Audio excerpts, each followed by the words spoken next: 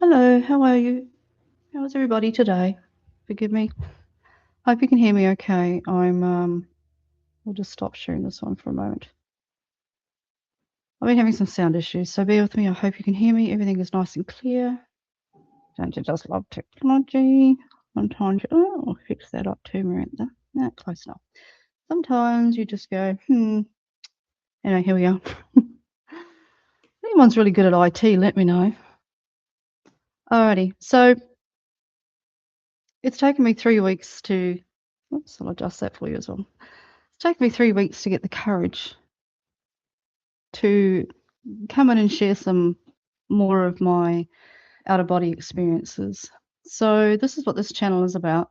It's specifically for that reason. There may be other things that I might post over time. Forgive me, that's a bit wonky. Just to share more about OBE, more about the truth of what that means, the experiences I'm having. So for those that don't know me, my name is Miranda O'Rourke, and my channels, you can find me on Facebook through Miranda O'Rourke. At any time you wish to make contact. I do actually work privately, online, and through events like this and with other people. I also do interviews and welcome interviews into my own space because I do those as well. I also do lots of disclosure UFO interviews. I haven't done one for a little while, a few weeks, but that's what I do, and I love doing that because it just brings in another. Some of the OBE stuff as well as how some of that is connected to disclosure and the truth of what is really going on in this world and this whole construct itself. So the reason it took me 3 weeks to come and do this was not that I'm afraid or anything like that, but I was just not sure what to share, because some of our experiences are very different, very out there, just like everyone else's. And you have moments where you think, do people really want to know? Do they really want to hear this? Because some of it can challenge belief systems, because for those that don't know, out-of-body experience is identical the same as a near-death experience. The only difference is a near-death experience is generally you are not fully in control of that experience of leaving the body, because this is what it's about. It's like a death process where you physically walk out fully awake, conscious, leave the body. And sometimes near-death experience, you're only a certain percentage in that experience. Sometimes you can be really fully in it, but it often comes through a trauma or a fear or something that's gone on, and that's pushed the soul out of the body, the physical body. Many people have some wonderful experiences in that way. I've had some great stories and some very mind-blowing, amazing things that they've remembered about being out of their body and what is known as over the other side. I don't call it the other side, I just see it as it all exists at once, so therefore we are part of it anyway, we just have forgotten that. OBE itself, out-of-body experiences, is not astral travel. That's a totally different thing. Astral travel to me, a lot of people call it astral travel in New Age movements and things like that, because that's how it's always been seen. That's the word is always used, but it's not correct. When you actually physically leave your body, fully conscious and awake, which I'll explain in a second. Astral itself, by my experience, what I've seen and what I've noticed is it is a place that exists within this construct, this creation, through us, our minds, our experiences. And it is a place that's very dreamlike. So in astral, when you leave your body and you walk through into astral first level, so you go there sometimes first to have an OBE, it is a very dreamlike state. So it's full of a lot of your own thoughts, your own belief systems, your perceptions, not only yours, but those that you are connected to. So if you're in human form here like us, it is through the human perspective. And it can be full of your fears, it can be full of, again, your projections and perceptions of things, whether it's a religious, non-religious, spiritual, non-spiritual, or whatever that may be to you personally. And it's full of others, people's as well, because our minds are connected, we are the same, we are one. And quite often the astral itself is a dreamy light state that you enter into, which is still coming out of the body per se, but you're only a certain percentage in that experience. And that's why a lot of the time in astral, it can be a little bit out of control, a bit crazy.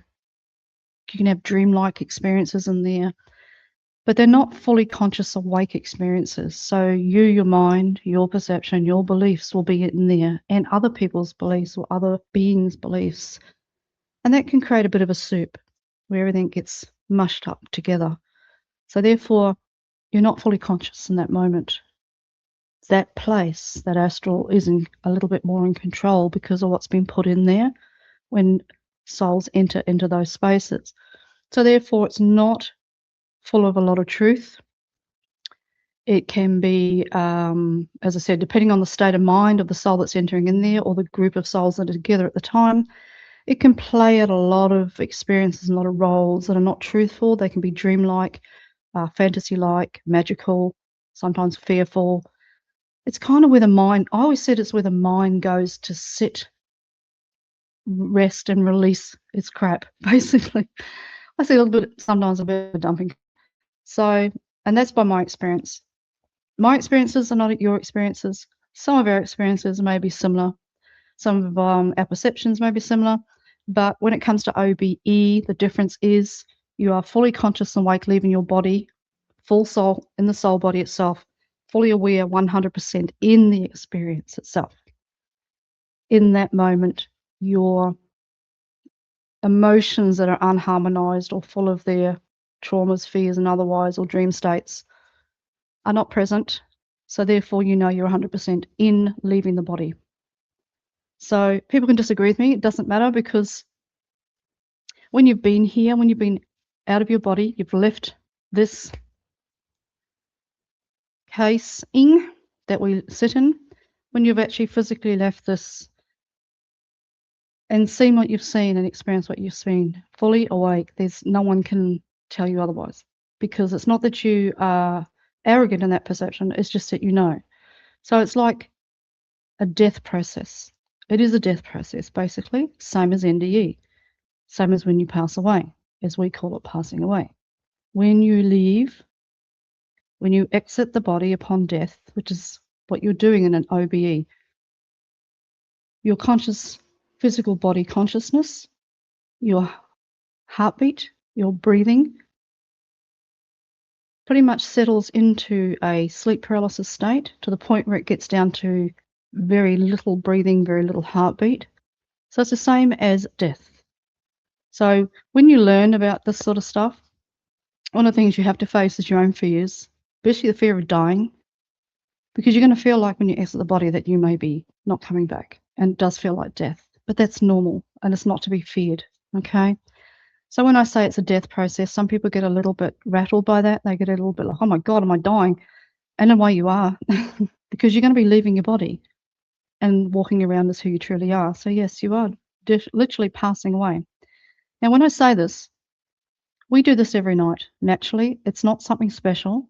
There's a lot of people that go into this sort of belief systems and things about these topics, and they teach things like you have to be in a certain vibration, you have to be a certain elevation, you have to carry a certain amount of light, and you have to be chosen special or otherwise to exit or to experience leaving the body, leaving this construct, or going into the realms of this construct, or outside of that.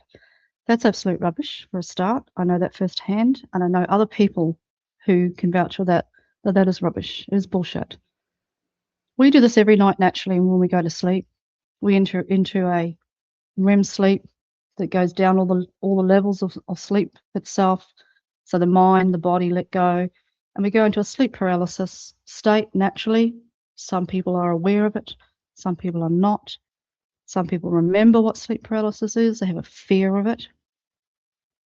And we enter into this place naturally every single night. So any living, breathing, conscious being, including my dogs, do this every night. So it's not special. I tell people this because then it helps them to release the fear of not getting it right, fear of having to be special or in their highest vibration to do it. It is a natural state that we do every night to exit in sleep. And we do this through sleep paralysis. And sleep paralysis is the final stage before the soul itself exits, where you are, I call it dead asleep because it kind of is, if you think about it. You're dead asleep, not always fully conscious aware, but you get into that sleep paralysis where you feel like you cannot move because you're so deep into the REM sleeps. You're so deep into sleep, the brainwaves slow down, the breathing slows down, etc. There's been a lot of fear put on this type of thing, mainly through religions and also a little bit of the New Age movement and a few other belief systems. That sleep paralysis is where the monsters get you and you're not in control, and all sorts of weird, crazy shit like that. No wonder people are afraid. Afraid of death and afraid of living. You know what I mean? The things we're told sometimes are just ridiculous. But it's fear-mongering, and it's always been that way because others don't want us to know the truth. That's basically what it's about. But once you're into sleep paralysis, which is the first, I call it the first last state before you hop out of the body to do these sort of things, and you can learn to do this. If you want a little bit, Facebook message me. I can help you to learn how to do this. I'm not an expert, okay, but I have learned off someone who's, I would call an expert, not special, but just an expert at that field. And I can also send you to someone else if you want to go to someone else. So they know, basically. I'm learning to know.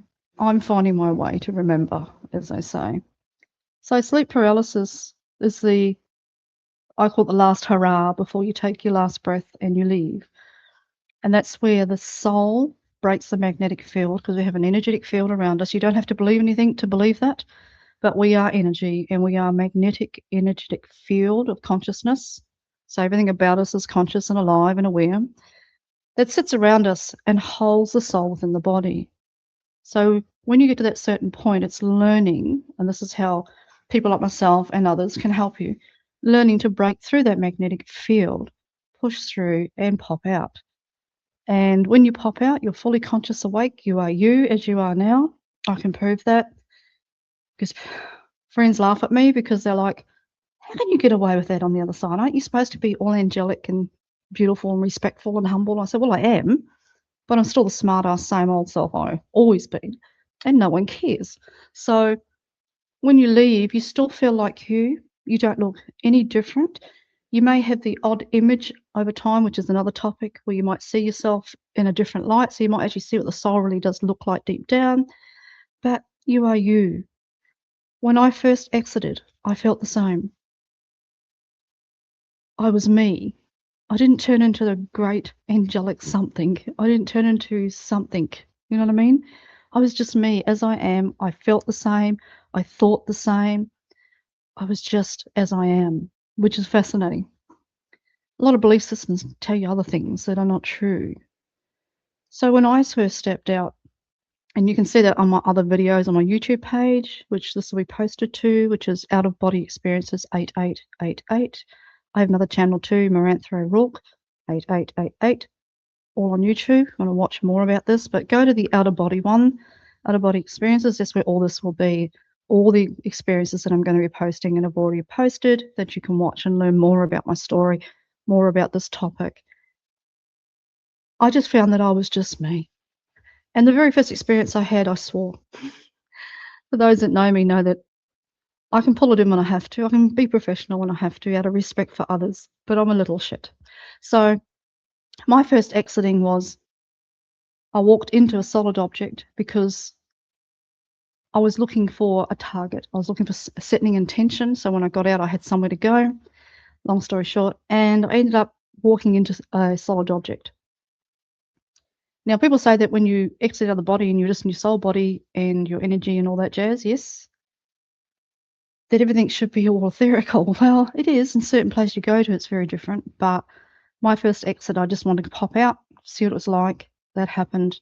I hit the table looking for something that I was targeting on, which is a number, and said, fuck, son of a bitch. And then I stopped, expecting the wrath of God, basically, upon me. It did not happen. apparently it was funny, and then I came back. So this idea of being special to do this is not true.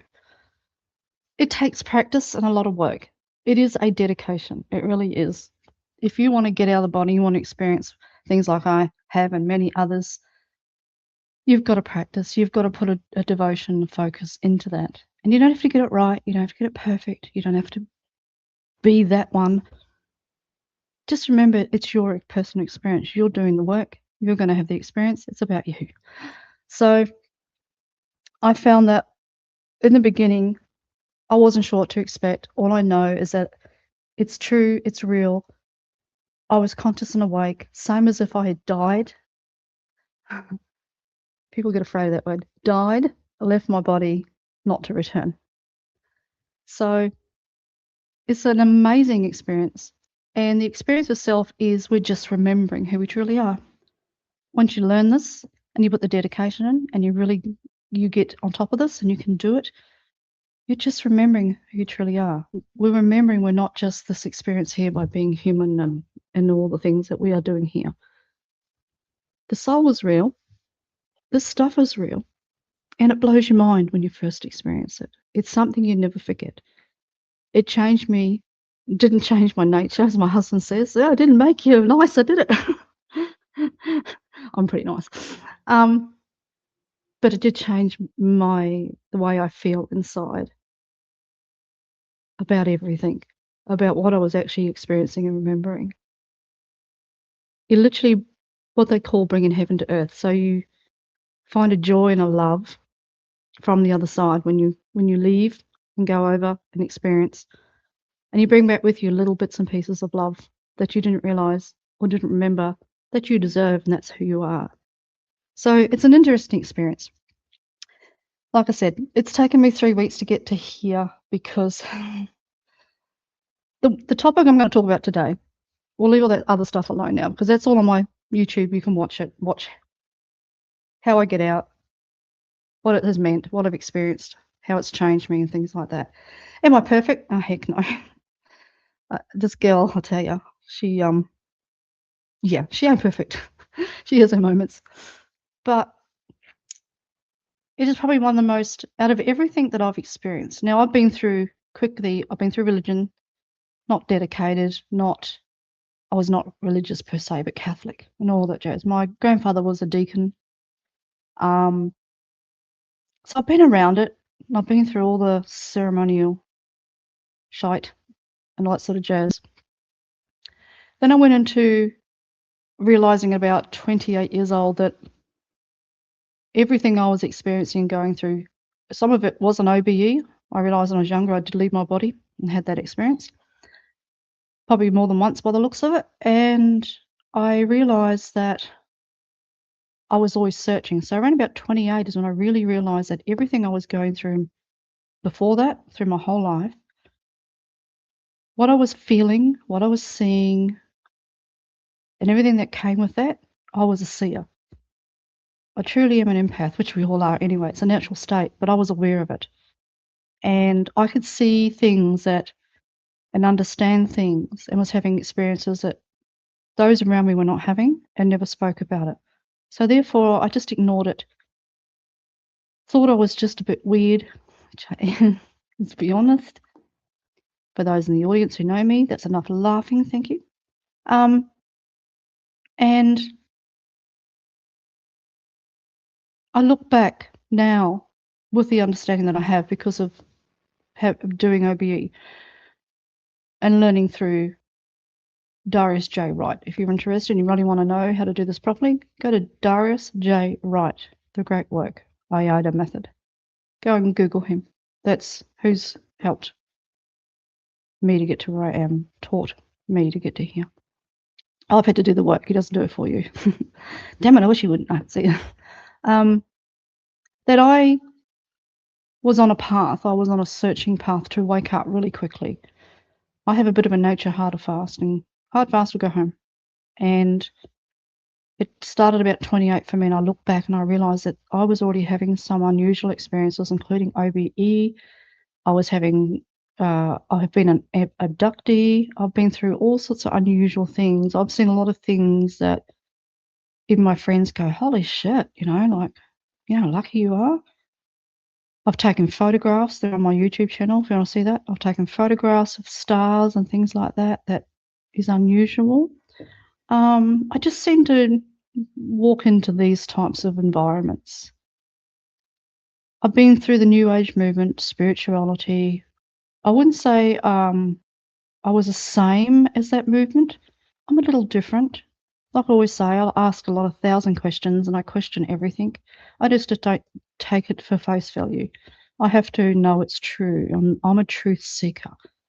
So it's not that I'm just an empath and I do lots of things to help. I've helped thousands of people to find themselves, to awaken, to see truth and find out their abilities, their gifts and things like that. So I've realized over all this time that I was trying to belong to things that just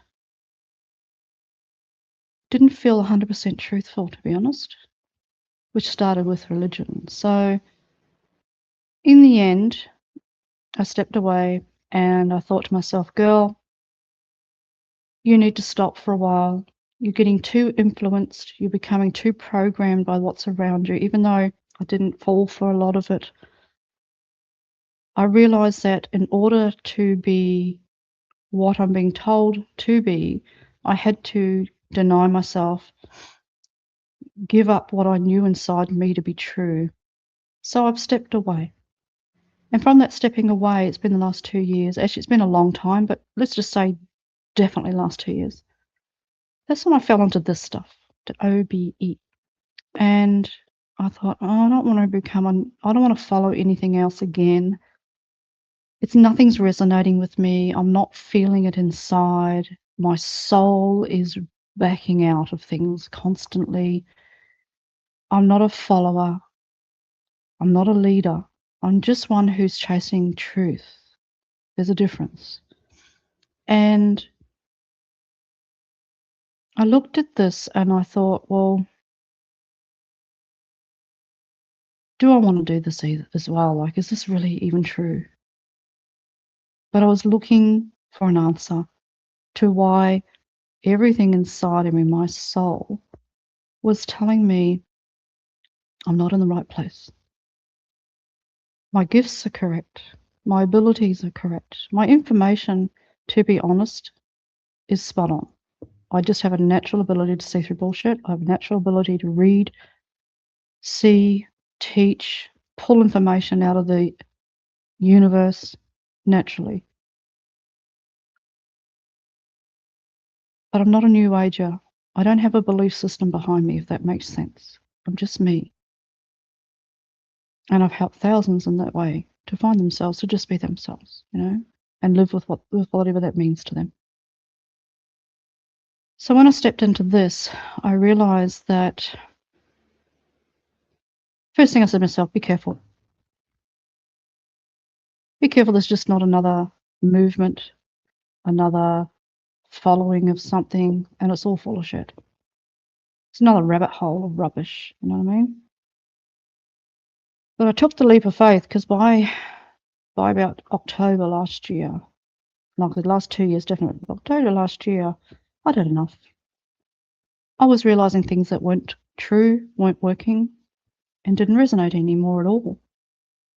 So I had to find a way. I had to find out my truth. And when I first met and saw Darius, I took the rose-colored glasses off, as I say. Take the shiny glasses, take the rose-colored love-bombing glasses off, and just really have a look at this. Don't just take it for granted that, oh, it's another new thing. And so I went in with my eyes open, as I generally do, but this was more so this time. And I ended up watching. I'm an observer naturally. I'm a naturally inverted person. I am very quiet. I'm a hermit. So me spending time alone is very easy, to be honest. So I was in that stage by then, and I was cleaning up myself energetically. by stepping away from everything, then I was only in my own self. No influence, no programming, no nothing. Not from anyone else's perceptions or expectations of me. And it was quite peaceful, quite lovely. So I watched, and something inside of me went, this is it. Didn't know what it was though. So long story short, this is where it got to. Then I'm having experiences. So I've gone into this idea of out-of-body experiences, leaving the body, traversing, looking around, going to places, going to realms, going to other beings, going to other worlds, kingdoms, heavens, they call them.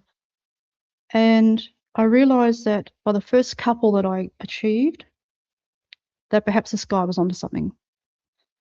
By the time I'd had 2 or 3, by the time I had the really first decent one, but even the first little one I had where I hit the table and saw like a trooper, I came back and it changed me. I knew this is the first time inside of me had no resistance, had no bullshit radar, had no, what the fuck's this rubbish, all that jazz. It was the first time I didn't rattle inside. It's the first time my soul didn't had the brakes on. I was going through a lot of stuff and my soul had the brakes on. That really true knowing of itself was going, no. So that's when I started all these experiences. And then, so I said, go and watch them on my page. You'll get more info on that. So it got me to here. And it got me to one of the latest experiences that I had. So what I've been doing is that I have been following protocols. And protocols is just a word. Protocols is just following some instruction how to do. And the rest is up to yourself. So you get beginning understanding and then you go from there. And you keep at it, you keep going. You don't enforce, you have to deal with fears and worries, anything within you to do with any fears in general, fears of death, fears of even truth, awakening. Some people want to awaken. Some people want to know the truth and they're like, oh, I just need to know. I want to awaken. I want to do this, this, and this. But they have a great fear. They don't understand there's a little bit inside of them that is actually afraid to remember who they truly are. And that's some of the battle. So then it got me to a few other experiences, which I will share more of. But today's, it got me to here. And I wasn't actually looking for this one. Sometimes I'll set an intention. Sometimes I don't, actually. I've been doing kind of what I please. So I don't always set an intention. The only thing I do think of is give me an experience or take me to experience that is the greatest love that I can ever experience at that moment. So I go into what is the greatest love that I can experience at this time before I exit tonight, which is kind of leaving yourself open to let the soul lead you a little bit, rather than you just saying, I just want to go and see fairies, or I just want to see UFO beings or galactics, we call them.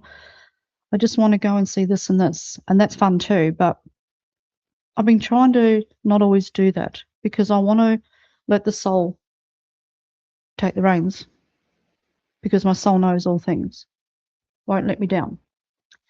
The other thing too on the other side is that you cannot lie. You cannot bullshit over there. Everything is seen. Everything is truth. So when you leave your body and you walk in your soul body, every single thing that's ever been created on this earth, whether it's of love or not of love, it all is revealed. So all your thoughts are seen in real time over there, your actions, your beliefs, everything is all seen. That's another thing we can talk about another time, what that really means and what happens. But today, like I said, the reason why it took me a while to get to here, to consider sharing that, and it's nothing wrong, by the way, it's all good. It was such a deep impact for me of what the actual fuck, that I didn't know if people wanted it, which I know is really silly. Because, to be honest, if you're having these experiences like I am and others are, just fucking talk about it, just share it. And those that have ears or eyes to see will see. Those that have ears to hear will hear. They'll want to hear it. So today I said to myself, get out of your dim jams, which I'm not, by the way. I'm still in my jammies. put some lippy on, and let's just see where this goes. Some of the image behind me is a little bit, not 100%, not even really, it's close enough of some of what I saw and I experienced. Like I said, I wasn't afraid to share this. It was just the fact that maybe people do want to know. I don't know. Maybe you do, maybe you don't. All that matters is that it's true. I'm coming from an authentic, truthful, knowledge, knowing self. I didn't dream it. I'm not making any of this up. I'm not the sort of person who'll do that. I won't come on here and make an absolute fool of myself or a dick of myself. I just won't do that. I will never give false hope because that's been done to me and I know the damage it does. So I can't. And the more times you leave the body, by the way, and go wherever you go, you come back with a fragment of love, a fragment of truth, a fragment of God's source energy within you. So therefore you cannot. And it's not that you get in trouble because there's no such thing as judgment and all that over there. You just know you can't. You know you can't be anything other than truthful. So anything I tell you today, I promise I've seen that and it's real. Otherwise I would not be here. Because like I said, it's taken me 3 weeks. Okay. This is a moment which I've had a couple of, but this is a little different. I've had a couple of moments, which I said, you don't have to believe anything I damn will say today. Honestly, you don't. I'm not here to enforce my will on you. I've heard the voice of creation. I've heard the voice of whatever you want to call God, source. I don't give a shit what you call it. I've heard the voice loud and clear. A couple of years ago, I heard, and I was not struggling per se, but I was kind of struggling with my own belief system back then of what do I really believe? What's real here? Because some of it wasn't feeling truthful for me, like I said. And I was going through all these thoughts and things, and I'm sure I was definitely judging myself. I was judging everything about what I was thinking about. And we do that. We do that. It just happens, right? And I was sitting in my bedroom next to the air conditioner. I'm in Australia, for those who don't know, and it's always damn hot here. So I was sitting in there and I'd just drawn the blinds. I think it's drawn or opened them, one of those. I'm trying to remember. And I was asking the question, who am I? What's this really about? What's real? What's true? And I meant it from the depth of my soul. And it wasn't like, oh, I wonder what this is about. It was like I was literally sobbing from the inside asking. I was that looking for truth, that desire for truth so deep. I don't know if you've ever had that yourself.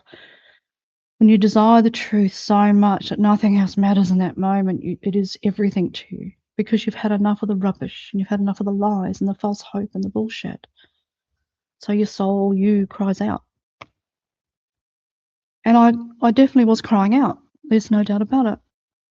And I've done these many times before. We all go through moments in our life where we're looking for change and we just don't know who we are. And I want to know. But I was doing it in a way that was emotional, which is fine. There's no judgment on that. Christ, it's what we are. We're emotional beings. And I was dead serious. There's been a couple of times that I've been through this in the last 2 years or something to get to here that I've been that dead serious looking for the truth. And we're not just looking for the truth to feel special, chosen, be a part of something. It's not who I am. That I've cried, sobbed to the core of my soul, asking. And a lot of people have done that. And are still doing that. In that moment that I really meant it. And I was in the state of, I've been going through it again lately, to be honest. But I was going through the point of, if I can't find the truth in what I'm experiencing, or find the truth of who I am and what is real here, then fuck it, why be here? I don't want to live in fantasy, magical thinking, just believing for the sake of belief. Just do because others do. Just believe it because others believe it. I couldn't do it anymore. It was crushing my heart. And all this was running through my system. And I meant it when I was like, fuck it, if I can't find the truth, you know, disclaimer, what the hell, who cares? I'm done. So, and I remember that millisecond, I felt like everything stood still, like time stood still. I was in this, and that sounds weird, but I felt like I was in the middle of time. I felt like everything stopped. And it seems like forever, but it's only a second, millisecond that it happens. And this voice, now, I'm not crazy. I've been doing this too long to know I'm not crazy.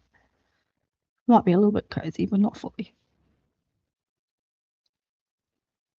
Some of us with our abilities hear other beings. We can sometimes hear those that have passed away. Messages like that from what we call guides and teams, for those that understand that. And sometimes, depending on the connection of what that is and who you're talking to or who you're communicating with, it can be deep inside you. I've sometimes, especially with we know as the UFOs, but the galactics, so the off-worlders, I felt them inside me like a radio buzzing, so I can hear their voice or feel them inside me. But most people get it through here. They can hear it and feel it in that way, or might hear a voice slightly. And I know all that. I'm used to all that. That's normal for me. But this time, this voice was so loud that I couldn't tell where it was coming from. It was everywhere. I heard it through trees, sky, the walls of my house, every cell in my body. It was everywhere. It was like a voice that was so loud and so powerful, but so loving, that it was coming from everywhere. And it threw me for a second, because I'm like, normally I'm tuned in, I'm a channel, I'm an empath, and all those other whatever words. But that, I went, I'm not tuning into anything. That's not coming from me. It's not coming from those that I usually communicate with. Where's it coming from? And it got louder. And I thought, just listen, because it's calling you. And some people that have had miracles and amazing experiences have talked about, and I'm not religious, okay, so I'm just going to use the words that we're comfortable with, that people understand, so I'm not talking gibberish. Some people have heard the voice of God and it's changed their life forever. Well, I've had that, and I've had a couple other things. Now, when I heard this voice, it knew that I was judging myself. It knew that I was in turmoil. It knew that I was looking for truth. So this is my very first connection with that, as we know, as creation, as God, or source. I've had other information and messages. I can tune into the places up there and things like that, but this was different. This is the first stage of what I'm talking about I've had in an OBE. That was the first beginning of all this. And it talked about judgment. And it was a very brief sentence, a very strong sentence. I could feel it through every fibre of my body. Why do you judge that in which I have created? In which I have created in love. Therefore, there is no judgment upon anything whatsoever type thing. This is my quick version. Why do you judge that which I have created in all things? That is just pure love. It's pretty much what it said to me. And it stopped me dead in my tracks. Just like, you know, it's not an energy that you can ignore. But all it was saying to me, see all things in love. See all things as they're supposed to be, as they are, not in the judgment of your perception of your human mind, of how you see things. Don't judge yourself in the same way. And it said to me, for therefore I have created all things in love, and all things are as they should be in creation for evolution itself of this place. Okay. And it left. That was it. So that was my first experience. My second experience with this, a topic where we're getting to, which is along the lines of the fall from grace. And I'll explain that too. I then have had an out-of-body experience where I've gone to this place. So I speak of that in my other recordings of leaving the body, ending up in the void, which looks just like what's behind me, but that is not dark enough, to be honest. It is the blackest black of black that you can even imagine, that even doesn't exist in your mind or in this place, that holds all things in love and represents all light and all creation, if that makes sense. And I had the experience, which I had an interview with my friend Corey, where I spoke of that. So if you want to know about that experience, go and watch my interview on my YouTube channel after this, where you see myself and a gentleman called Corey, where he's interviewing me about that. Where I entered the void, and again, very similar experience. Going into the void, beautiful place of love, great peace. Within God itself opened, and you see it come up. It just looks like a big ball of energy, people talk about portals and things that open up, which is just a space that opens, a consciousness that comes to your awareness, opens. It's usually like a golden energetic field. And again, this time it didn't speak to me. It just showed me creation as it should be, where all things are love and nothing is judged otherwise. So our perception of seeing good, bad, light, dark, all that jazz doesn't exist over there. It is our perception of things. Everything, it showed me everything merged as one in creation as it should be, whether we like that idea or not. And I saw great love in that place, and it was mesmerizing. And in that moment of being in there, you yourself don't bring your human mind. When you leave the body, you are you, but your human mind, as I see it and have experienced it, is not full of all its erraticness that it is here. When you leave the body and eventually learn to do these things and go to places like this, you realize that you are accepted and loved as you are, just as all creation is accepted and loved as it is. And that is the truth. That is only our perception that judges otherwise, whether something is good enough, not good enough, light enough, dark enough, and everything else in that belief system. By my experience twice now, well, I've had a couple other unusual little things, but these are the ones that I remember the most. We're going to the void, which is the space, the first step out of creation. Let's just put it that way. And when you look up and God comes to you, or the source opens up in front of you, there is no denying that love is the truth.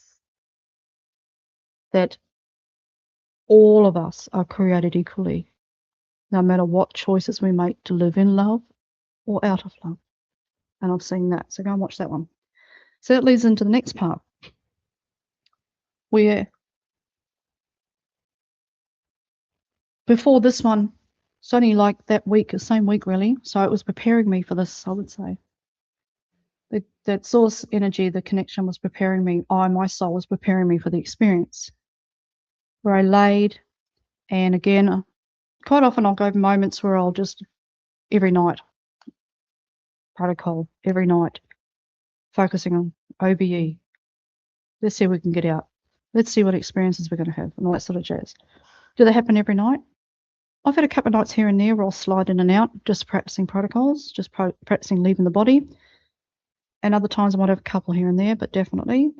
But I've had to learn to not push it every night, because you can fry out the nervous system a little bit. So you've got to be aware of that you are using every bit of energy that you've got within you to do this. So it's important not to fry your body. So the night before this happened, I was just, protocol was on my mind, how to exit, had music on, all that sort of stuff. We use binaural beats. Sometimes I don't use them because I find them a distraction. I like the silence. I have a natural ability to go deep into meditation and silence. So I was just born that way. I've not done any practicing. Everything I talk about here, I've not read it, studied it. It's not that I can't read and things like that. I just don't. I find I wanna do it myself. I wanna find out myself. So I don't, go into any belief systems in that way of knowing other religions, other belief systems, things like that, you know. I'm aware of little things like Buddhisms and some of their principles, but I don't know their belief system per se. So it's not as if any of this has come through me reading about it, studying it, following it, and then bringing that into my experience. I'm raw natural. That's just it. That's how I like to do things. I like to be pure, simple. Let's just see. So I've been practicing getting out of the body. I had been using music for a period of time for that week. I had been waking myself up, going to the toilet, coming back down, going again. So I was just running through practicing basically, and I do that a lot when I'm. There are moments I won't because I need a break for a week, but then other times I just want to. So I'm pretty. I wouldn't say dedicated, but my heart's desire is to get this right. My heart's desire is to experience this no matter what. That's, for those that don't know, I'm 58 years old, nearly 60. So I'm like, I want to get this done before my time is done here. I want to wake up and that's it.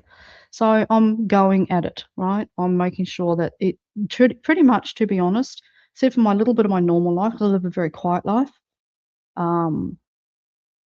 Besides that, and then working, helping other people spiritually and things like that, I keep to myself. I'm quiet. So this is my heart's desire. This is I got to do this. It's pretty much all I focus on. Most of the time it's on my mind. Most of the evenings it's on my mind. My husband and I sit down and talk about stuff in depth a lot. And this is pretty much it for me, to be honest. This is the thing I was waiting for. So that night was that type of feeling. I want to do, I'm ready to do. Let's just see what happens. No pressure on myself. I don't put any pressure on this. I teach people, don't put any pressure on yourself to get out of the body. Just keep practicing and see how you go. Keep it simple. If you need help, come and message me on Facebook Messenger and I'll help you to learn this. So I was just lying there and I should have known, really, if I look back now on some of the experiences I've had, I'm realizing that sometimes you'll get an idea that something's coming. You get a feeling that this is the night that it's going to happen. I get sometimes, not all the time, I get a really deep meditative, oh, tonight's the night, you know? So I was kind of going through that type of week and I was like, well, it'll either happen, it won't happen tonight, but my focus is I'm looking for an exit. I'm going to exit. So it didn't happen that night and I was like, oh, well, that's all right. I'll go to sleep. No problem. Maybe it'll happen in a couple of days. Sort of forgot about it for a day or two. And then I was lying there and I just hit that deep sleep paralysis where I'm just on the verge of, I reckon I'm going to hop out. Next minute, and this can happen too, before you exit the body, you can see beings. You can see galactic UFO types. That's what people call as UFOs. They're not, they're galactics just like us. They're just people like us, souls. And sometimes you can see lots of different things in the room before you actually leave. And sometimes when you leave, you can see things. That's why you've got to get rid of the fear so you don't freak out at things that aren't what you think, but they are, and then they're not. So you learn to have no fear and you learn to just go, oh, yeah, that's interesting, no matter what it is. Then, because after all I've learnt this, and then after Darius explaining things over time, I can back up that what he's talking about is true. The soul is untouchable. There is nothing that can touch the soul unless you believe it to be so. That statement that he makes, unless you believe it as to your belief, they talk about with Yahshua or Jesus and things like that. He say things like, as to your belief it shall be so or shall be done. Same with this. This is where all these sayings come from. There's a bit of truth in everything. But a lot of it's been messed with, basically. And I knew to stay calm, I knew to stay in love, I knew to stay in peace. And I was just lying there, and just before I realized I was probably getting into maybe just going to pop out of my body, this great big, and these are things that can happen. So this great big energetic space opens up in front of me. Some people call it portal, call it whatever you want. It's energetic consciousness, because it's awareness conscious. It's living awareness.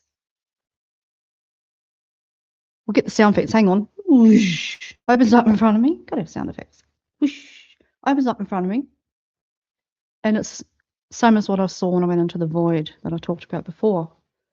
Golden, moving liquid light. Because when I went up to the void and saw this, it's like a moving liquid light, moving, conscious, aware of me, aware of itself. Didn't see any beings or any creation in this one. I did the last one. And it said to me, well, it didn't speak. Okay. A lot of things out of the body is telepathy, right? You feel it. And so Source God energy came to, obviously wanted to acknowledge, have a conversation, maybe about what's to come. And sorry, when you go back there, you sit in the moment and you can relive it. It's quite lovely, and you lose your train of thought for a second. So forgive me for that, because I was just there for a moment. And it spoke to me about, I must have been asking and not remembered it, say, about waking up. And they talk about part of the waking up and going out of the body and having these experiences is to bring back love. So heaven to earth, love. Bringing back the pieces of yourself that you've forgotten that are loved no matter what. Which then goes into, which you've heard a lot of New Age movement and things like that, talking about bringing back strands of DNA, which is just memories, remembering the frequency that you, or the soul that you are, which is truth and loved, and bring back little streams or little pieces of the DNA to awaken you, which is just the remembrance of who you are. And it was telling me that I had got to the point where I was bringing back now strands of DNA. So I was activating my own DNA within this body through the soul, through hopping out, leaving, coming back, bringing back strands of DNA to awaken myself. I'm like, okay, I've heard of all that. It's all fancy. Sounds fancy. Bringing back knowledge, knowing, truth. So the strands of DNA are the truth, knowledge, awareness of who you truly are, and the experience you're having and what we're seeing out of this earth per se, that it's real and it's true. So I see the strands as truth, real truth. And each one of those strands awaken you to all things and the reality and the truth of what I'm talking about. What exists outside of us, who we truly are, what we truly know to be real and true in that way, and what we experience. And it was sending me golden strands, so it's just strands of energy, because strands of energy are also streams of consciousness. So if I think of you, or you think of me, or we think of something else, we create a stream. So it looks like, I don't know what country you're in, but I grew up with that idea of silly putty. You know, the stuff in a can you used to spray at parties or Christmas or things like that, and you spray and it goes out in streams, like they call it silly putty where I came from. It goes out in streams, so it's a bit like that string, whoosh, which is where string therapy, string theory, get it out, she needs therapy, string theory and all that scientific stuff that they're trying to discover what it is and things like that. You know, I won't go into that because I'm not a scientist, but what they haven't really understood and worked out yet, that what connects the universe, what connects everything is consciousness, streams of consciousness. So when you go out of here and you see grids, or you see what they're trying to figure out, what's the space in between everything? Well, it's all consciousness. It's streams of living thought, living consciousness. And so it was sending me things like that. So it was sending me streams of light, streams of consciousness. So I'm like, okay, what's that? And it said to me, your DNA strands are increasing. I'm like, okay, well, that sounds really fancy. Do I get a gold badge with that? Yeah, Sorry, I'm a bit naughty. But anyway, I didn't mean it as in rude. I am humble, and I'm humble out of my body. But so I was like, okay, but what does that mean? Because now you're saying to me you're getting streams of your DNA is increasing, or this is awareness and consciousness is elevating, and all that, those silly words. Well, what does it really mean? And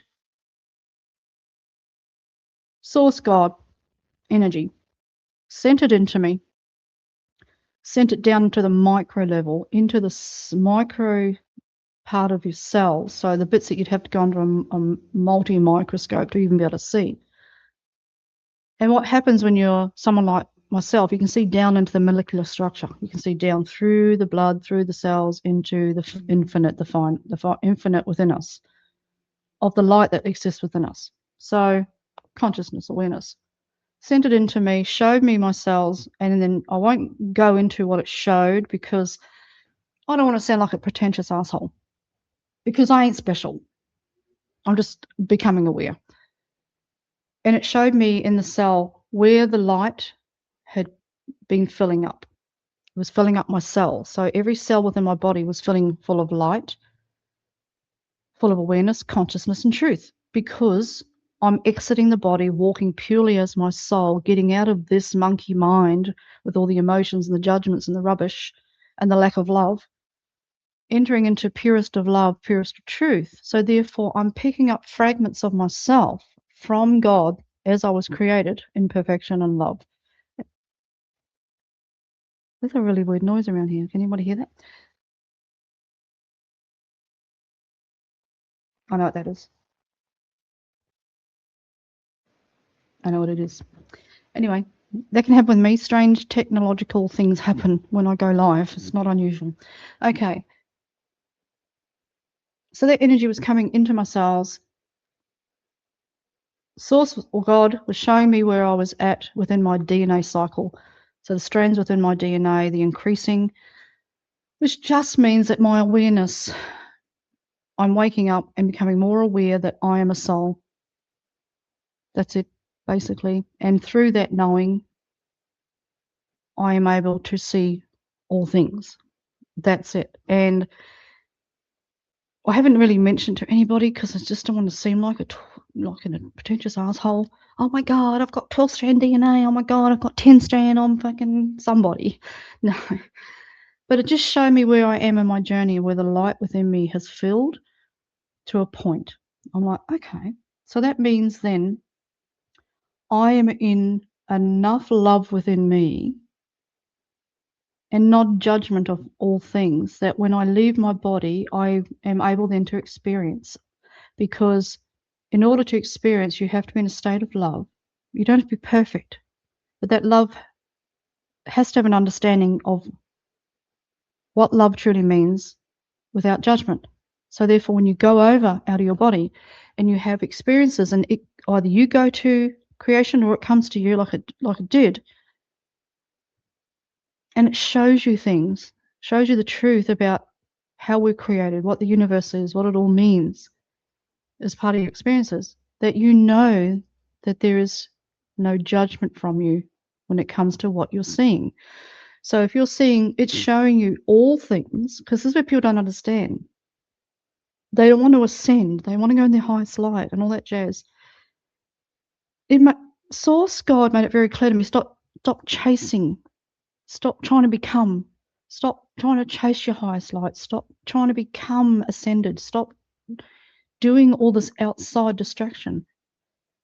And it said to me when it showed me which I've had this conversation before, but when it showed me the light within my cells, or where my DNA was strands were increasing, which just means I'm waking up and I'm having more of awareness, is that everything is created as it should be. Everything is created equally in love. And to have access to your multi-strand, because we've only got about 2, I think, multi-strand consciousness, so that you are awake, you have to understand that. Love doesn't mean, I love you. It does, but it really truly means on the other side, from God itself.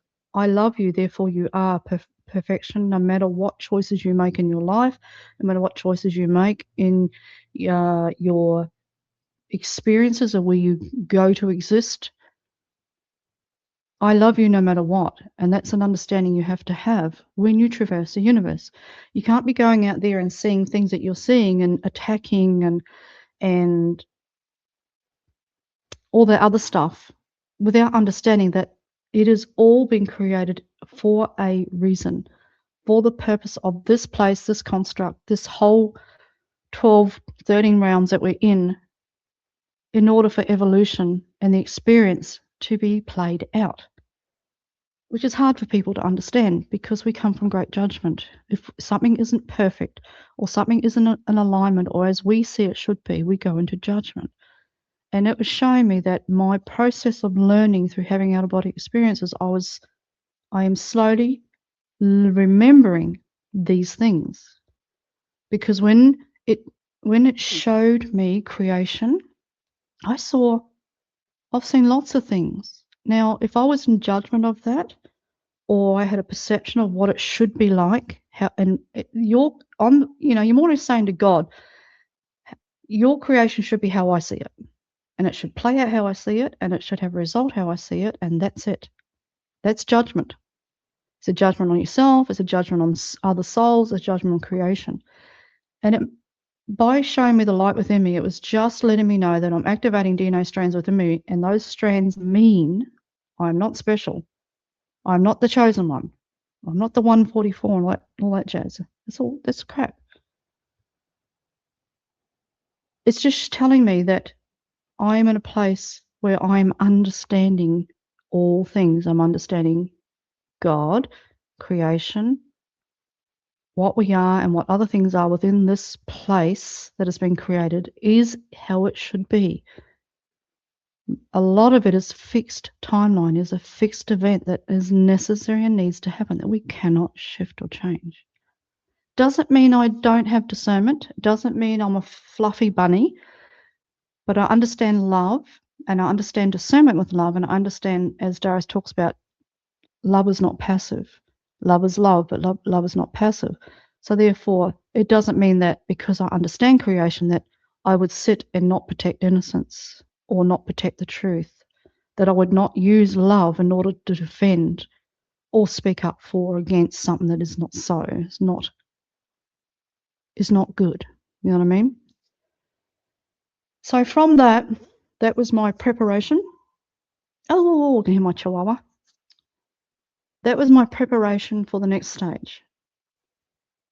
I was again shown all things are created as they should be in the greatest of love for all of creation to have the experience that we're having in order to evolve.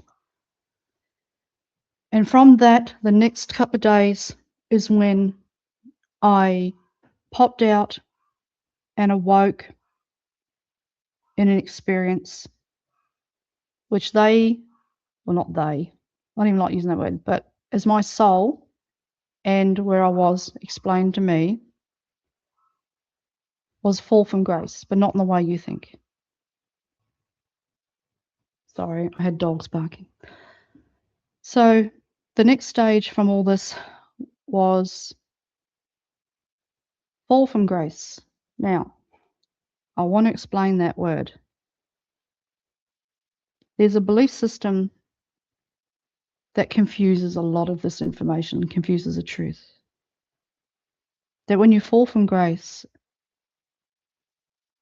it's not the fall from grace that is the sin. So in religions and New Age movements, there's a lot of judgment on the fallen, those that have come down from creation, from God, gone down through this construct, down through the realms, and quite often is judged as fallen, or whatever that means to those perceptions. And I'll explain what I mean by that.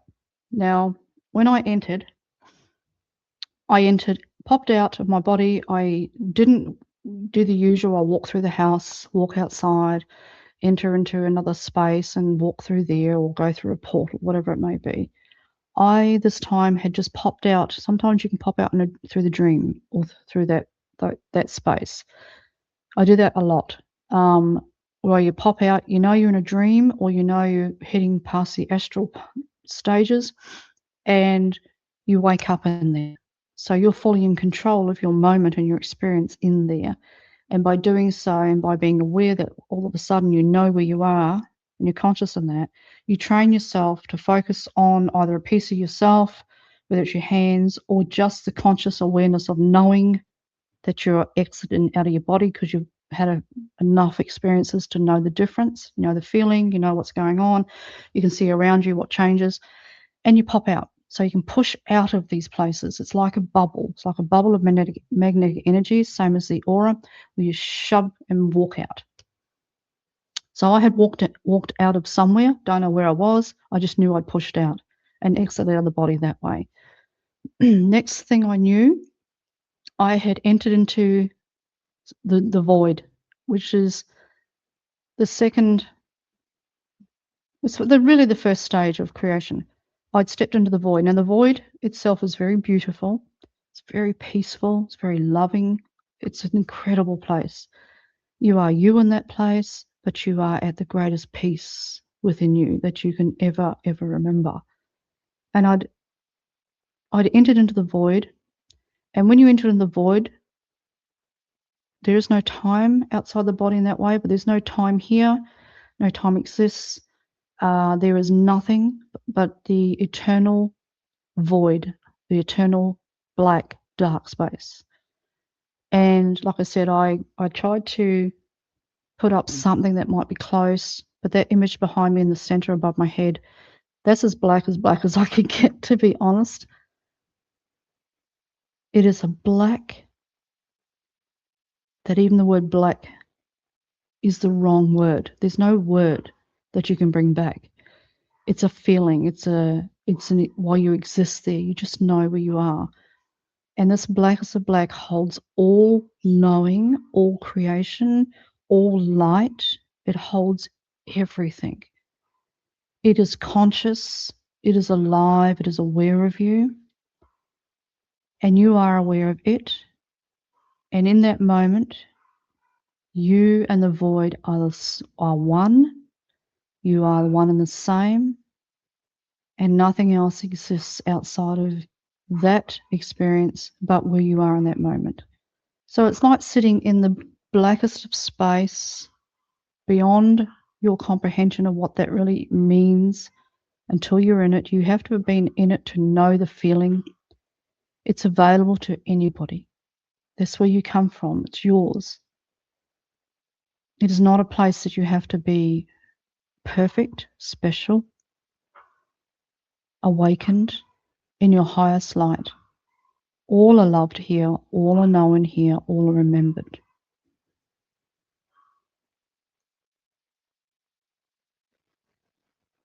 So when I've entered, because I've been here before, I knew where I was. And the greatest peace came over me. In here, I was just me. I was my soul in its purest form. There was no judgment. There was just absolute acceptance of who I am. And I was loved. That saying that Darius talks about, you love no matter what. I was loved no matter what. And that was a fact. It didn't matter what experience I was in, that I was having a human experience, and the things I was going through in my life, or the thoughts that I had, or the feelings that I had. None of it existed here. Like I said, you are you, but when you're in these places, you are you no matter what. No matter how you see yourself. You don't see yourself that way here. It just doesn't exist at all, which is the most beautiful, wonderful sense of peace that you can ever remember, that you can ever have. Because most of us that are here on this earth, that are having this experience here, we go through ups and downs, ebbs and graces. And a lot of the time it's really not easy. It's emotional, it's dense. There's a lot here, right? I don't want to go into it too much without creating judgment, but you know what I mean. And to be in this place was home. And I remember just letting go. I let go Sorry, I'm entering. Sorry. It'll take you in. I was entering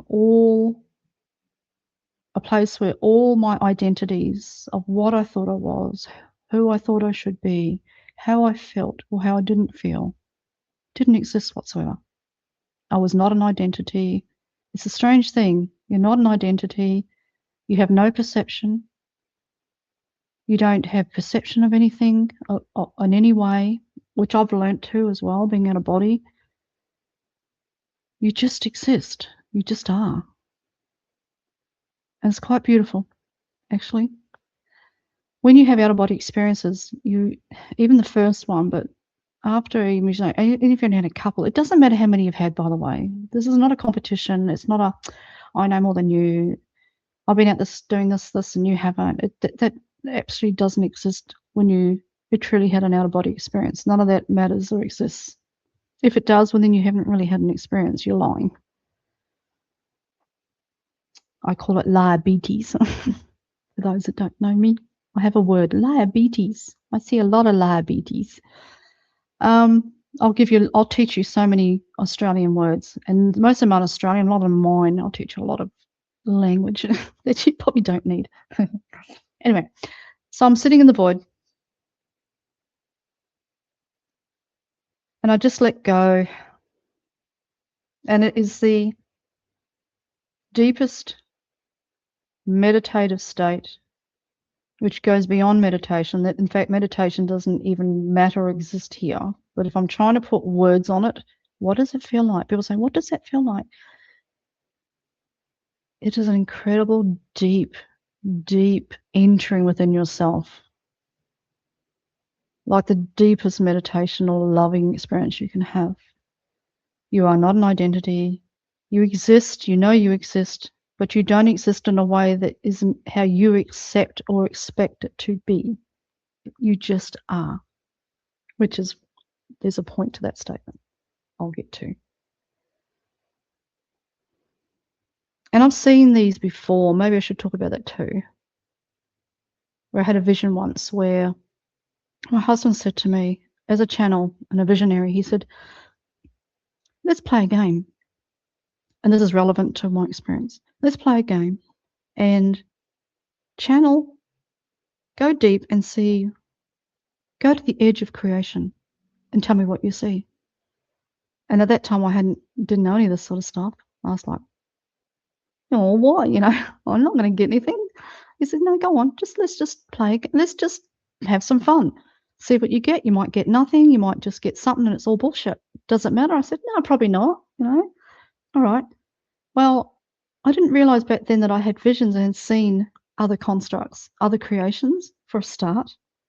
And I saw all these circles everywhere, these circles. And I didn't know that there was anything inside them, so I didn't take much notice. So to me, they just looked like the void. So there's just circles of void everywhere. And he said, well, have a look at ours. What do you see?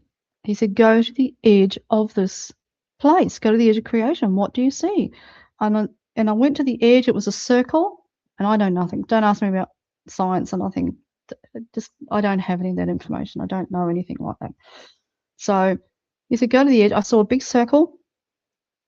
And I said, well, it's got really, really, nothing exists. It's got really dark all of a sudden and nothing exists. I said, and then there's an end, an edge. But I said, but it goes on forever. It goes on for infinity and beyond. It just never ends in that way per se. But I'm seeing a place. And he said, what's the place like? I said, it's just black as black. And he said, what's it feel like? I said, oh, it's lovely, whatever. But I didn't realize I was already seeing these sort of things. This is where I said a lot of my experiences now that thankful to Darius, by what he speaks about and shares about what he's seen. It's helped me realize that some of the things I've seen have been relevant and have been true. I didn't make them up. So in the void, I looked up. I did not see God this time. I did not see source. I did not see creation in that sense. So I was in the void, but I didn't see that part. I was in the edge of, you can't even say the edge of creation because it goes on, it never ends. Honestly, this place has no beginning or end, it just is. But I was in that space, and I said to myself, why am I here? I could be here for a reason. I wouldn't have popped in because I had no real idea of what I wanted to do. I just allowed it to happen.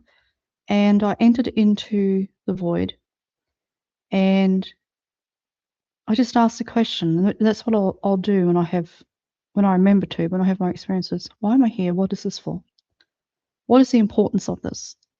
Because there's an importance of why you will go and have some experiences. There'll be information, you will download knowledge, there'll be things that you need to know about yourself, there are things that you might want to heal or just enjoy. So in that moment, I didn't hear a voice. It wasn't telepathy. It was just a knowing.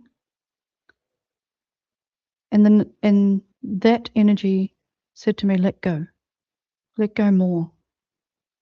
Because in asking the question, that brings in a bit of resistance too, but it's a good resistance in a way because I'm learning, remembering. And it just said to me, let go more. So I put my arms out and I took what I thought was a breath, but it probably wasn't. And I just let go. And I knew in order to find love, in order to remember all things, creation, all of it, I had to let go. Let go of identity, let go of beliefs, let go of judgment, let go of everything that's programmed like that within me. Just let go of all of it. And it wasn't letting go because I was expecting something out of it. It was just, I knew I had to let go because it sent me the feeling, let go. You're here, so why not? So I let go. And in the letting go, I was, why am I letting go? And that's when I started to move. So I looked up and I looked around me and I went, I'm right here. And I knew in that moment that I had just left Source, God, that I had just left. So I was being created. So the reason I put in this OBE, Fall from Grace, was I knew that I was coming into being created. So this was my personal remembering experience of being created. Some people remember being birthed or coming into, whether you're a walk-in or coming through birthing into a form. This was my birthing, if you want to call it, or coming into being created, which is mind-blowing. And in that millisecond, I realized when I'm about to remember and relive my leaving home. Memphi. Like, holy shit. Okay, fair enough, because that's what it was telling me. So when I let go, the greatest love came over me. It was a joy that permeates into every cell of your body, that blesses you in that moment. It's a blessing beyond a blessing. It's the only word I can give. So I let go more, and I let go more, and I let go more, and I let go in layers and layers and layers and layers and layers until there was no me. I was the void. I was God. I was everything. I'm allowing the memory to come back. It can be very emotional as well when you remember. And the reason it can be emotional is because you know how much you're loved. And it's only you that judges yourself. Yeah, you can other people's perceptions can judge you and you can have moments with others, but the real truth comes down, it's you. And it wanted me to know, God wanted me to know that it's only you that judges you. So in that moment, I let go again. Now, if there's any way that you can let go anymore, yeah, there is. Just keep letting go, letting go, letting go. And the letting go is not your giving up or giving your power away or losing your soul sovereignty. A soul is its own power, it's its own sovereignty. No two souls are the same in that way through their experience, what they choose to experience.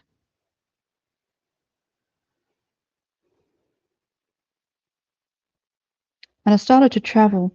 I started to move energetically, not physically, but energetically. I knew I was moving. I was heading somewhere. And I came down from home. And I remember in that moment, I was like, what's this going to feel like? Because I was still conscious, remember? I'm in my soul body. I'm still conscious. I'm having an experience. And I thought, I've had experiences before where one of the greatest pains is the loss of love, where, I don't know if any of you have had that experience. If you have, let me know. What have you experienced? Have you had these experiences? Have you experienced the greatest loss of love, of forgetting love? I have. I've had too many of them. I've had experiences where I've not had a life review. Some people have, I haven't. But I have felt what it feels like, and I mean in a way that, sorry, I've got to sit up because the memory's coming in, because it's not easy, of losing love. I mean, the greatest love you've ever known, and the pain that causes. I have had my soul ache through having those experiences sometimes at night time, where you've forgotten what love really is, how much you are loved from here, from this place, where I've relived it, and the pain, where I have screamed and ached, where I've actually woken up aching. But the pain of truly losing love to the depth of the core of your soul is not something you ever forget. It is one of the greatest losses that a soul can experience. So I know the pain of forgetting love. It's a pain like no other, basically. And I was like, I wonder if I'll have that while I'm here, as I'm coming away, descending down. But I didn't, thank goodness. So that was good. I must have chosen that I didn't need that anymore. So that was lovely. Because in there's only the greatest love. So Marantha, you should have remembered that you're not going to have that anyway. But I came down, and as I descended down, I knew that I was falling from grace. That's why I've called my title Fall from Grace. Now, the fall from grace isn't what people think, because when you leave God, when you leave where you've been created from, the love that comes with you is not a fall from grace. You are falling from, the word fall from grace, for my experience, is the leaving of the greatest love you've ever known. So it's leaving grace in a way. But that never leaves you. So when I experienced coming down, I was not yet a form. I was not even sure at that point what was really going on. I just knew what I was experiencing. And I came down, and creation sent to me, no matter what you choose, no matter where you go from here, no matter how I've created you, I will love you. And that love ran through everything within me. So leaving, when people say they talk about the fallen angels and they talk about the fallen souls and all that sort of jazz, they don't understand. You don't understand. They don't fall from grace. They don't fall from love. Love is always with them, because I experienced it. So when you come down, you've been created, and you come down from there, and you start heading into wherever you choose to want to be, that spark of God within you, that love, never leaves you, no matter what choices you make to live with or without love, which people like to call darkness. That love is still there for you. It still exists. The spark of God lives within you no matter what. And this is what I was experiencing, the proof of that. So no soul is ever judged as fallen. That's just our perception. Because the spark of God exists within all souls. If it didn't exist within even those who have forgotten love and have chosen to live without love and become that suffering, that spark is still living within them. And I can prove it by I experienced it and I know it to be so. Because if they didn't have it, so those that you judge as the ultimate fallen, whether it's angelic, soul, into human, whoever it may be, when you see them as falling from grace and you see them as empty or void of light, that is incorrect. That is a judgment upon you from your perception. You are judging, because no matter how dark or nefarious or the choices they make into that decision, if they didn't have the spark of God, they would not exist. I'll repeat that. No matter what the soul chooses, whether it's human form, not human form, whatever realm it goes into or construct, no matter what, as we call stupid decisions they make into that darkness that you see as darkness, which it isn't, they would not exist unless the spark of God existed within them. The spark of creation still lived within them. So the fire, the light, the torch, the spark, whatever you want to call it, still lives within them. So therefore they are still loved no matter what. And for humans, because we have been on the suffering end of that process, it's very hard for us to understand. But I know from when I came down that there was, the more I descended and left home, the more love entered me. Because there is no judgment within creation whatsoever. There's no judgment when you leave your body. There's no judgment out over the other side, the veil, other constructs, other places, other realms. It is what it is.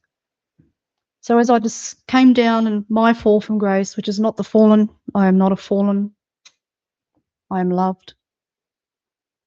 I had the greatest love within me that I will remember forever. And luckily for me, in this experience, in this human form, I have had the blessing to remember that. And when I came down, it showed me the void. So I came down and back in, entered into the void. That was my first step out of God, out of creation, was to enter the void, because the void is the place where we are placed as the love meshes and stays within every cell of our being that's about to be created.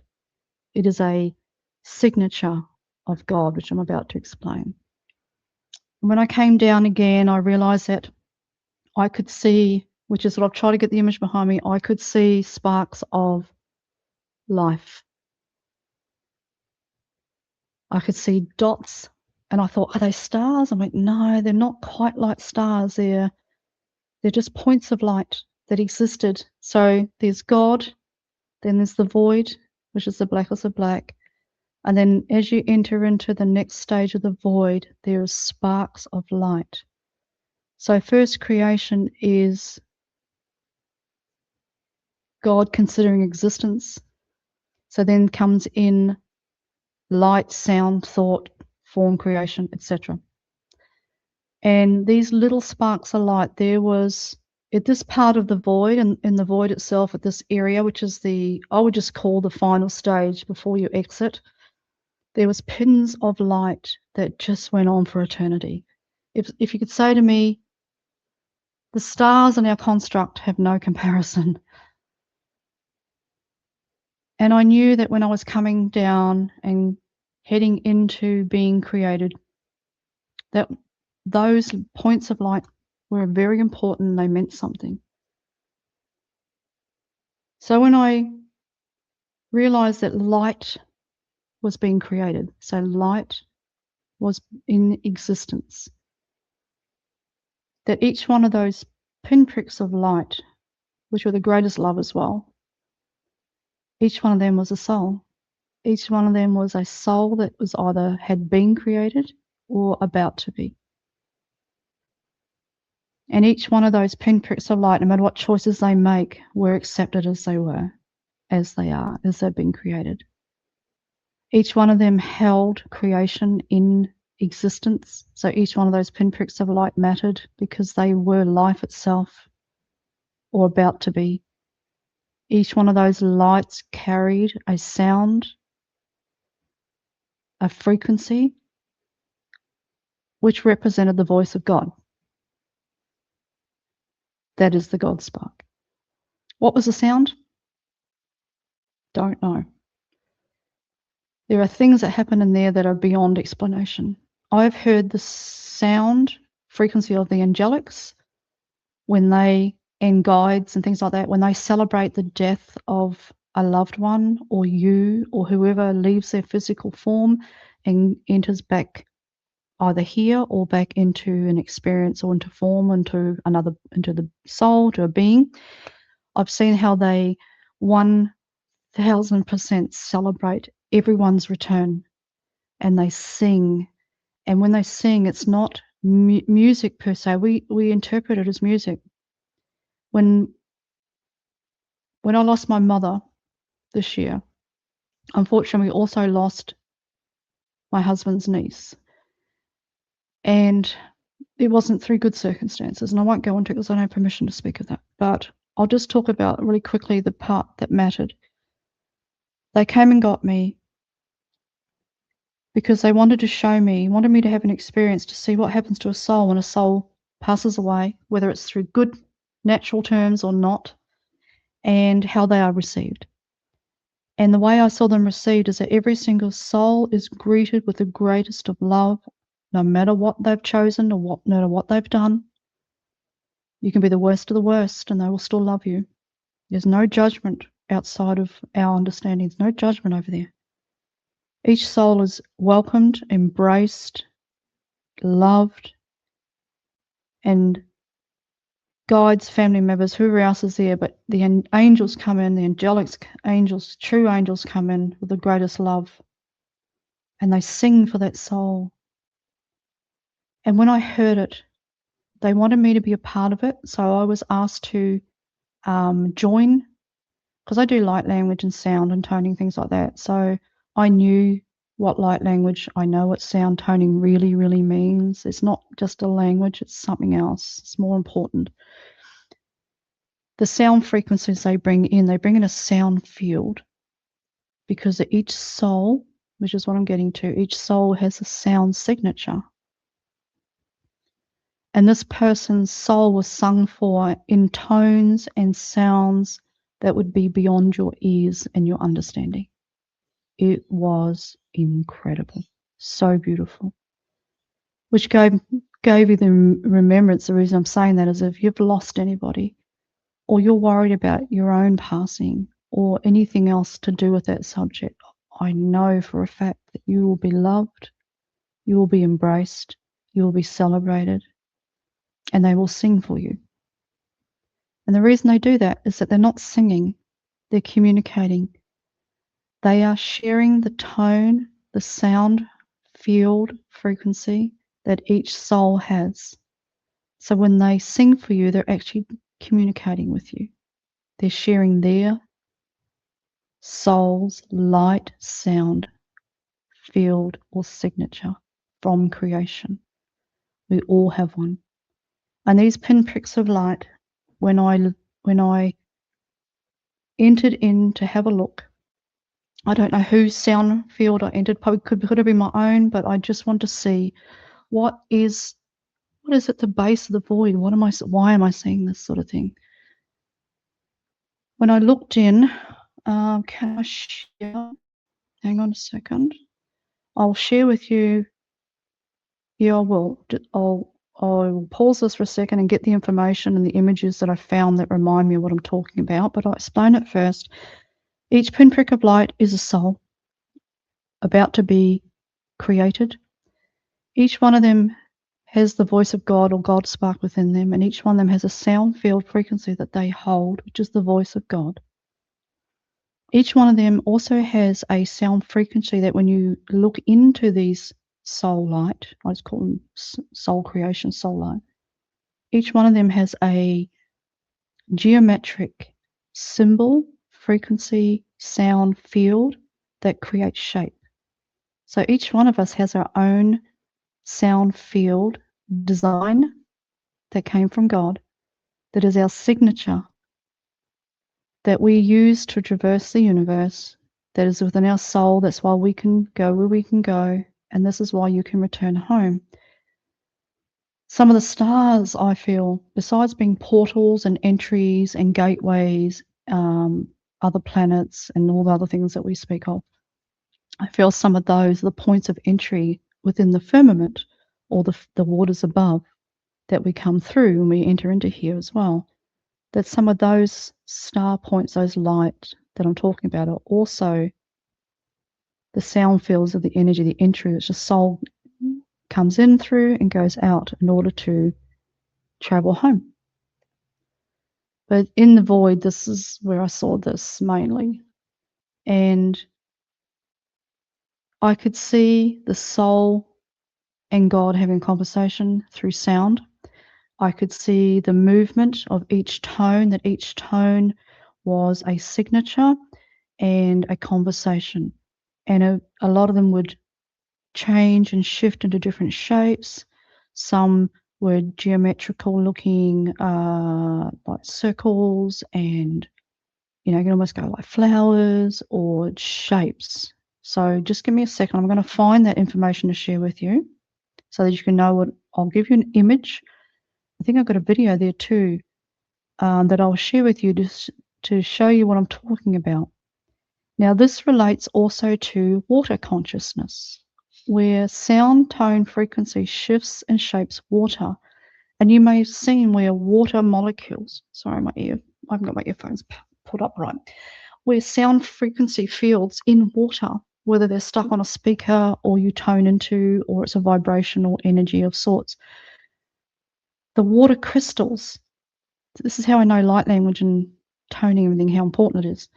Where the water crystals shift and change shape and make patterns in water. It's the same thing.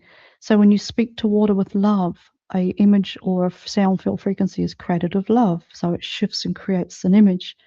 Same if you speak with non-love, where what you say to yourself is a water body, or to the water you drink, or the food you eat, and things like that. That's all the old knowing or knowledge of truth, where sound, thoughts, vibrations create either love or not love in water, in images, in what you vibrate as frequency.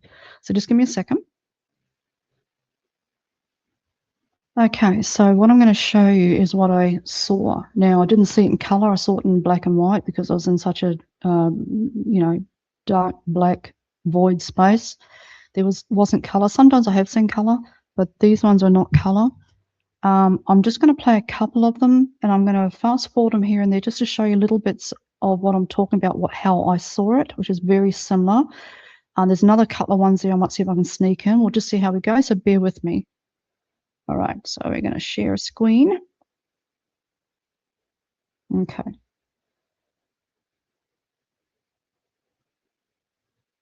Okay, so it's known as somatics. Now, don't ask me about somatics because I'm not an expert. But I wanted to, where are we?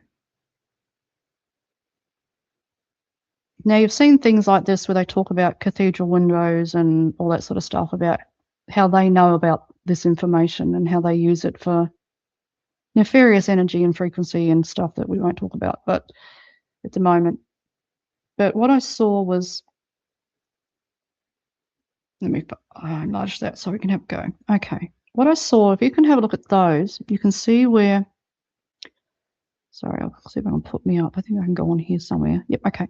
So you can see see all these different somatic patterns. Somatic is to do with obviously frequency, and so I'm not an expert on somatics and things like that, so I won't be going into the dynamics of that because I don't understand it. So I don't study things. I'm just giving you what I've seen.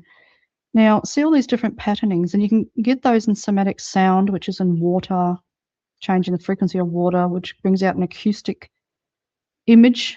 So what I saw was each soul, the light itself, had a sound field frequency, an acoustic tone, and each one was able as it communicated with God, as it was being created into light, that each soul was doing this sort of thing where it was creating different somatic frequency images and creating all these shapes and things like that.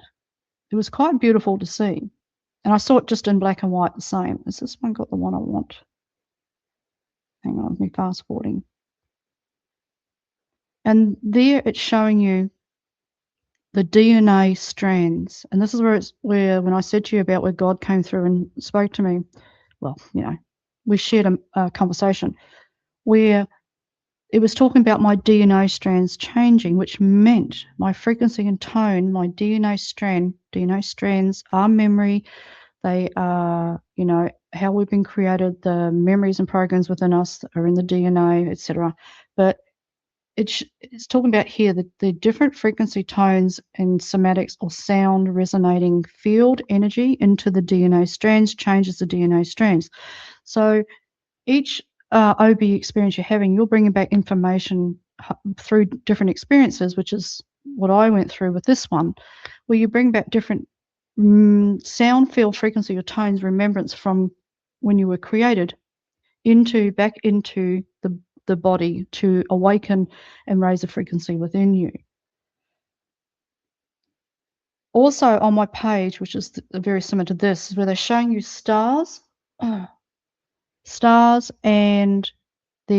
how stars and things that are in this construct, how they themselves sitting in water create a sound field frequency that creates movement, creates imagery, changes shape, etc. I've caught images like that. They're also on my YouTube page. I'm going to have a look. I don't know how I did it. It just happened. It's happened a couple of times where I didn't even realize I'd done it, but I've captured images on my cheap ass phone, which isn't flash.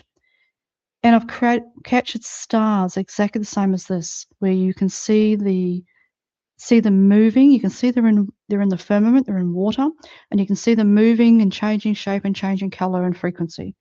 Very much the same. Where will that play? I'll play that and see what happens.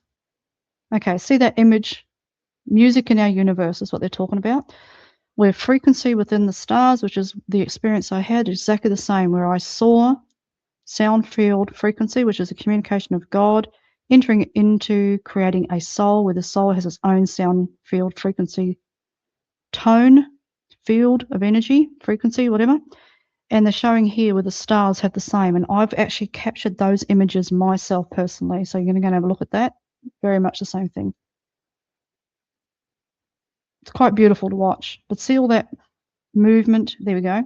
See how it's moving, creating shape through sound and tone. Has this got sound on it? Let me have a look.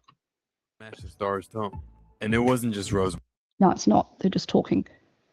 But of course, you'll see it all in the cathedrals. And these guys, those that we know are not using this information for good. It's everywhere. They put the information right in front of us, in our face. And it's only till you wake up or you have your out-of-body experiences or you remember all this that you actually see it for yourself and go, cheeky buggers, They really are. They know this information. They use it for control and whatever else that we won't talk about. Let me try this one. It's everywhere. It's all through the world. So I'm not an expert on this. I'm just giving you what I've seen. And there's in the water. So this is what they talk about, which is the same as that. How you speak to yourself is how you will resonate. How you speak to yourself is what you believe will be true. That's why you got to be careful. We're not perfect, but you got to be careful of how you see yourself and how you speak.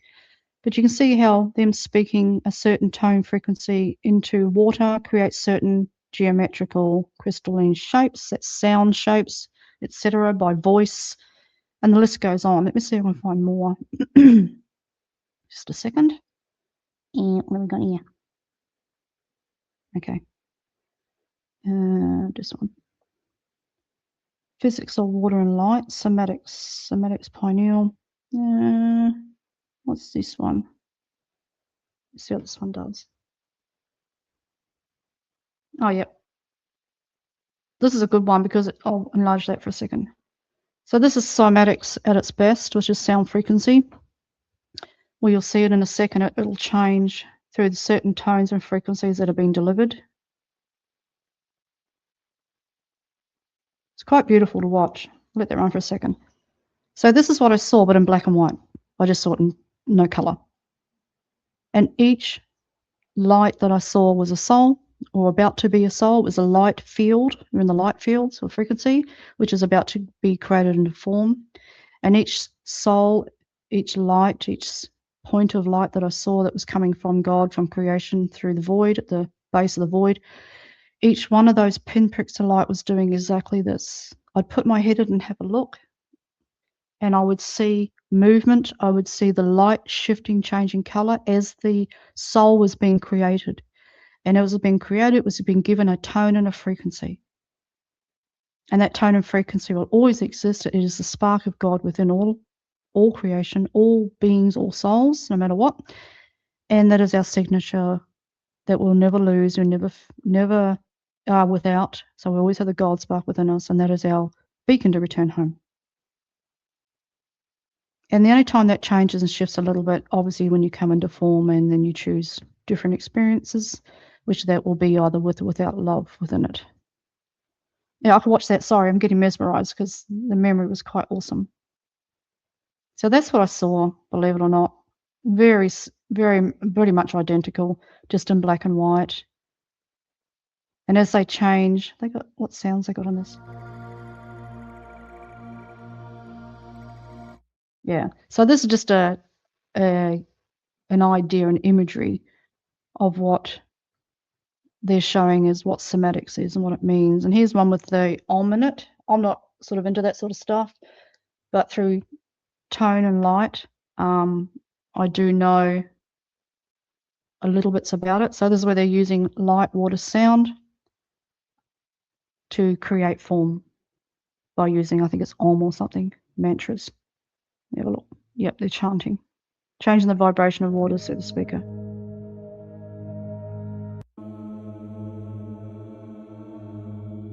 So that's the sound field. That's what it was like.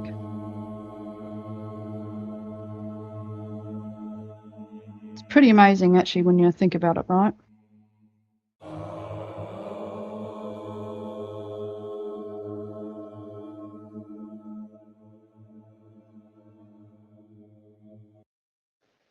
So I'll stop that now because we'll be there forever. But let me turn it off so it doesn't accidentally come on. So what I saw was that I saw the universe, the void, God, source, whatever you want to call it. I need new earphones, I swear. Singing you into creation, that each soul has a signature of sound, the spark of God, which comes in light, sound, tone, then into form. And then from seeing that, I then, as I started to come down, fall down more and more, getting closer and closer into then coming into being created into form, I was then able to realize my own awareness. I still had the greatest love within me. It was just so beautiful and peaceful. But as I came down further and further, then I realized I was then had chosen to come into form or been created into form in some way. And at that stage, then I was able to have to identify myself and identify that I was now at a point of I was thinking a little bit for myself or having awareness, not thinking per se, but having an awareness. So therefore, I was more aware of my environment and aware that I was now separate from God. So I don't have the God mind, even though we always have that within us, but I was becoming my own individual mind. So I was becoming a soul.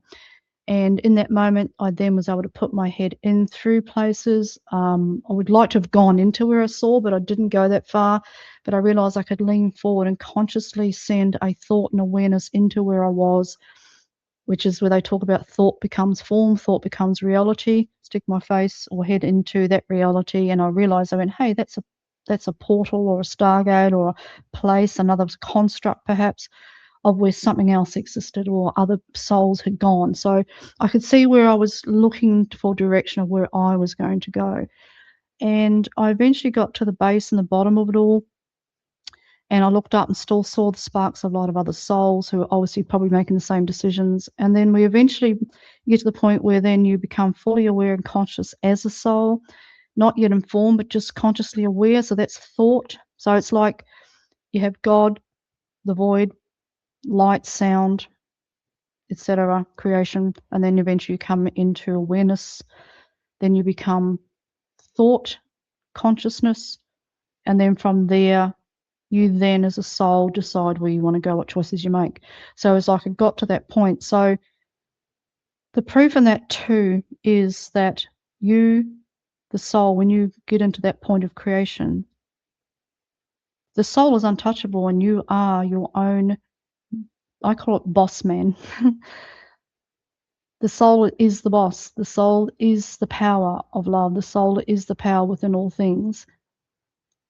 And nothing can touch that when you are that aware and awake. And this is why having out-of-body experiences, or whichever way you do that, is important to help you wake up, to help you remember things, because that awareness then brings in the consciousness of remembering. It brings in the strands that I spoke about. It brings in your remembrance of the truth as a soul.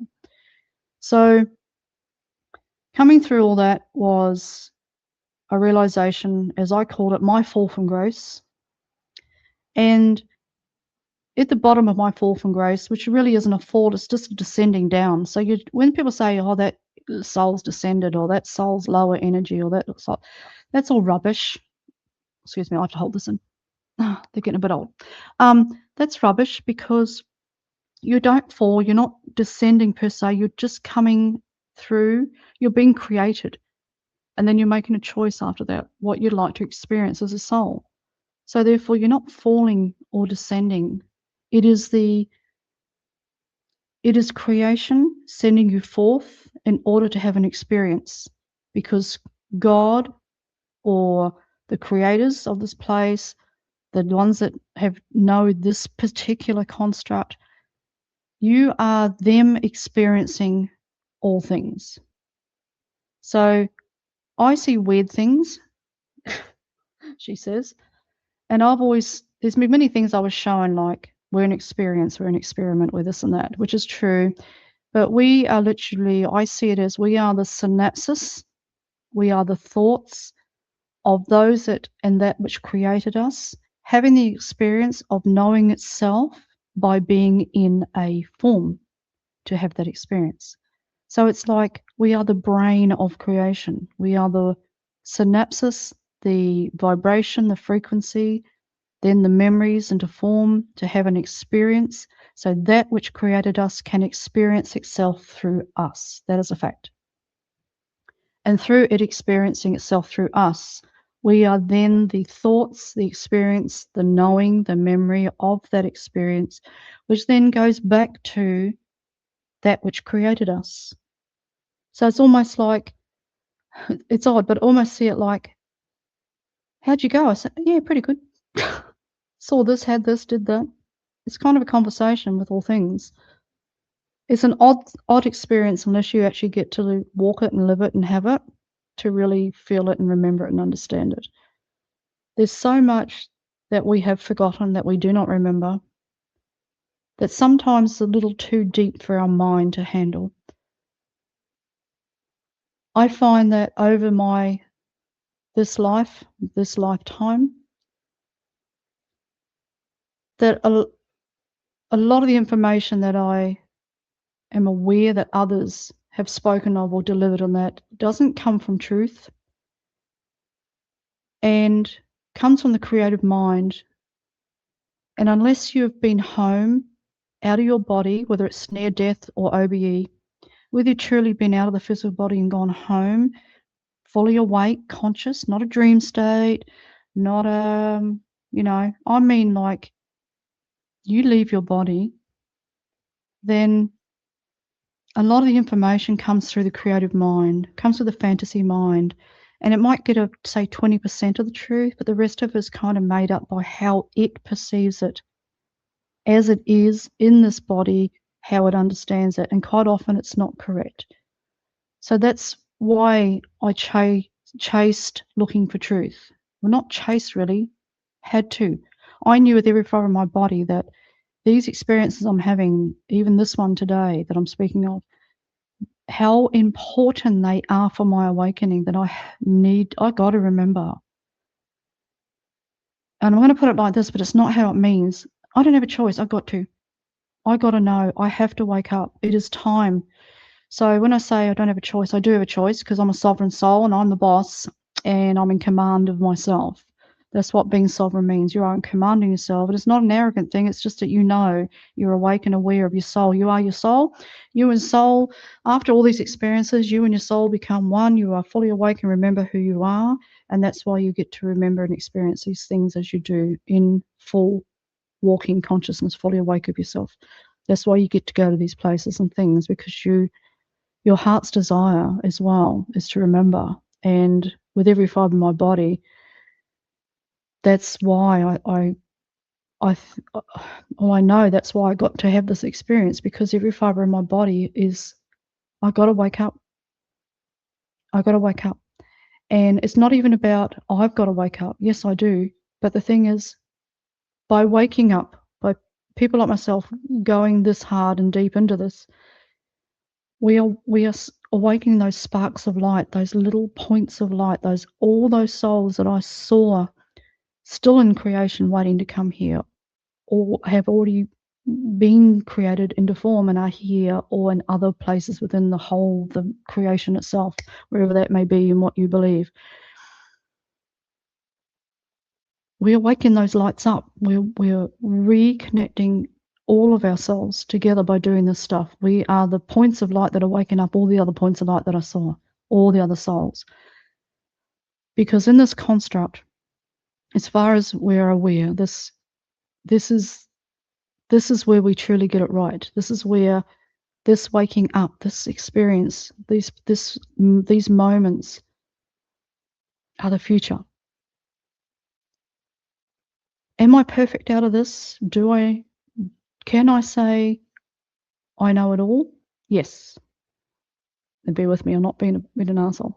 Yes. I just don't remember 100% of it yet, but I'm getting there. To see myself talk to God those times, or it comes to me, the energy came to me, but to actually see myself be created from the heart of source, God, or whatever it may be. Now, I'm not talking about being created just by this construct. I mean, in all existence. We're not just saying, I just came through this construct into these realms from the creators, those 12, 13 creator ideas into here. And I'm talking about in all of, not one construct, all of creation. To get that opportunity to see myself being formed, being created from that which created all things. Now I understand why it said the strands within me are activating, that I'm receiving the strands that I need to be in this construct. There'll be 12 strands that we are attaining in order to wake up. So each one of those strands have been activated within me so that I can walk as truth, authentically, absolute authenticity and truth, and knowing that the knowing of all things in love of truth, so that my frequency field, and I want to say this, it's not special, mate. I'm not chosen. I'm just remembering. I am just like you. I am just remembering who I am. That's it. That is our future. We are the souls that are here who are choosing to wake up so that others can wake up. And this idea of only the certain few will be chosen for that, or the certain few will make it, or the certain few are a part of this is rubbish, because all are loved. You can't have the belief system of all things are loved, and all that belief system that comes behind that movement, and then say only some are worthy of that. All awaken. That's the whole idea of why some souls are here at the moment doing this, and those behind on the other side, they will return as well, because I want everyone to get the opportunity to feel like I've felt. I want everyone to know this. I want everyone to remember how much they're loved and how this is real, and this is who we are. It has changed. It has changed me inside immensely. Whenever I revisit these experiences,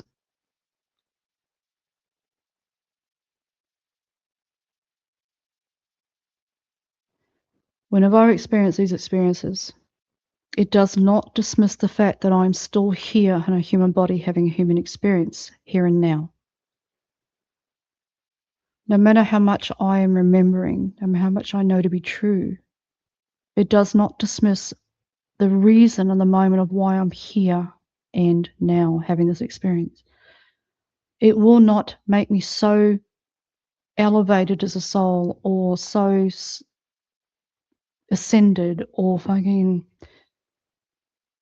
whatever that is, that I don't forget that I'm human here and now.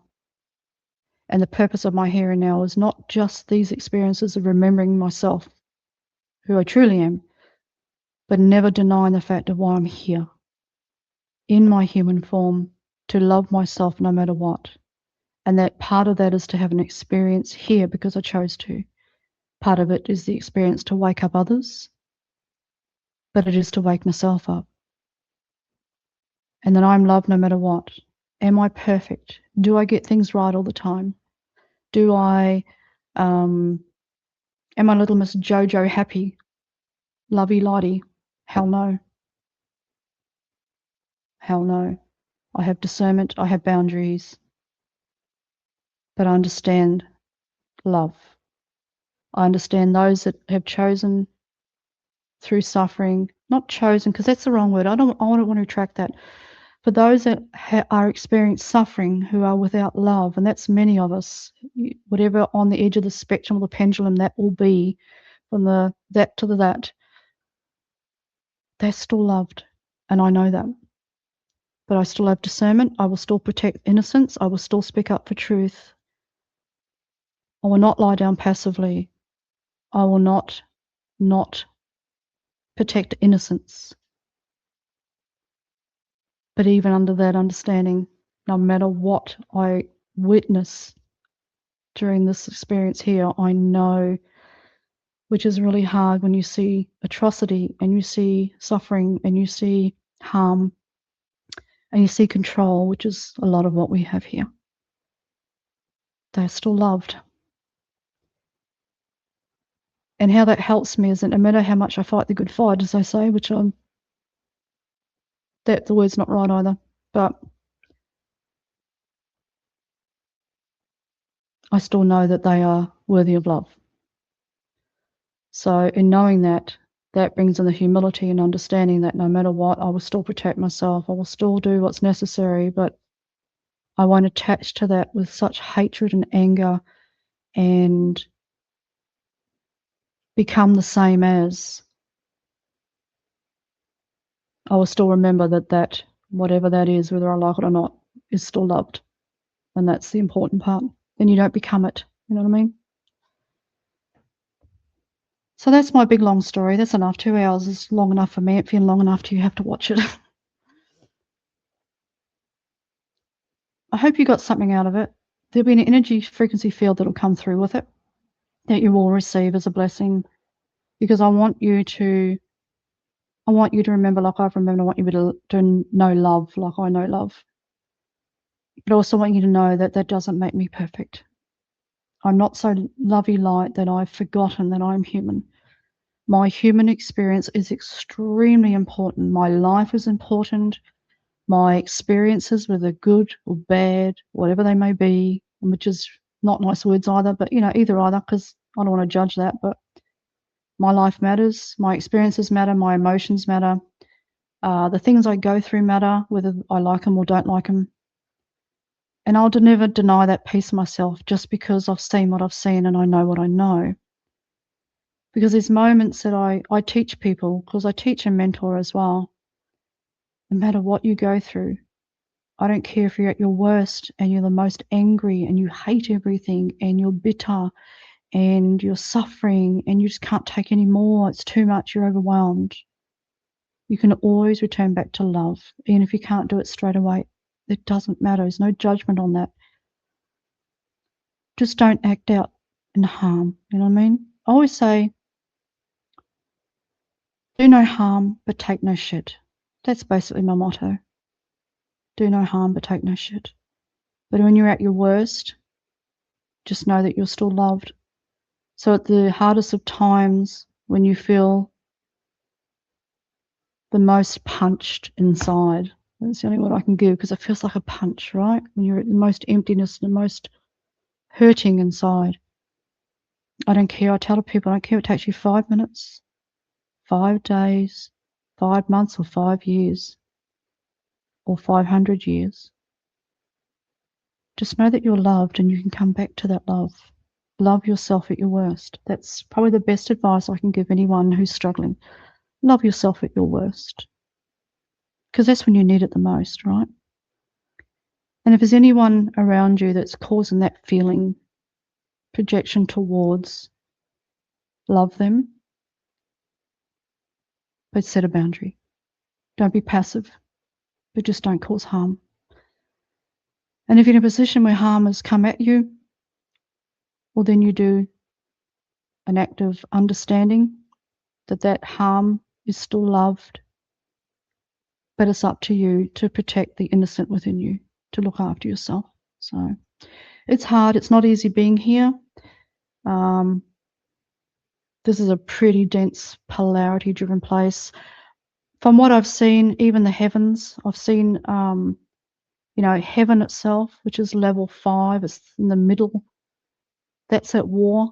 There's density through everything. That's why I say to people, be assured who you're communicating with and having a lot of experience seeing things, because even in the second level, which is around us, which is galactics, UFOs, all that stuff, you use all those words, they have polarity as well. So just know that, okay? When you stand in love as a soul, when you're in your true soul self and you remember who you are, and you know that love, that's the love that looks after you and protects you, and nothing can touch you. There's nothing in creation that can beat, destroy, harm in any way, shape, or form when you're in the purest of love. The universe, creation, God it's all it is. It is truly love. Not the love as we understand it.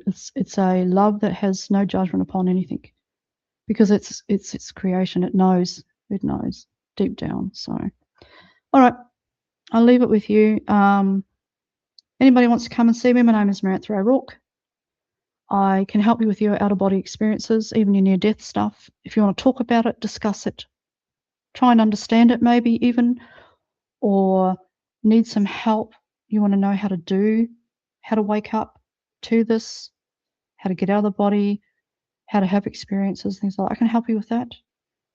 I wouldn't call myself an expert, like I said, but I have experience enough where I can just say to you, okay, this is what you need to do.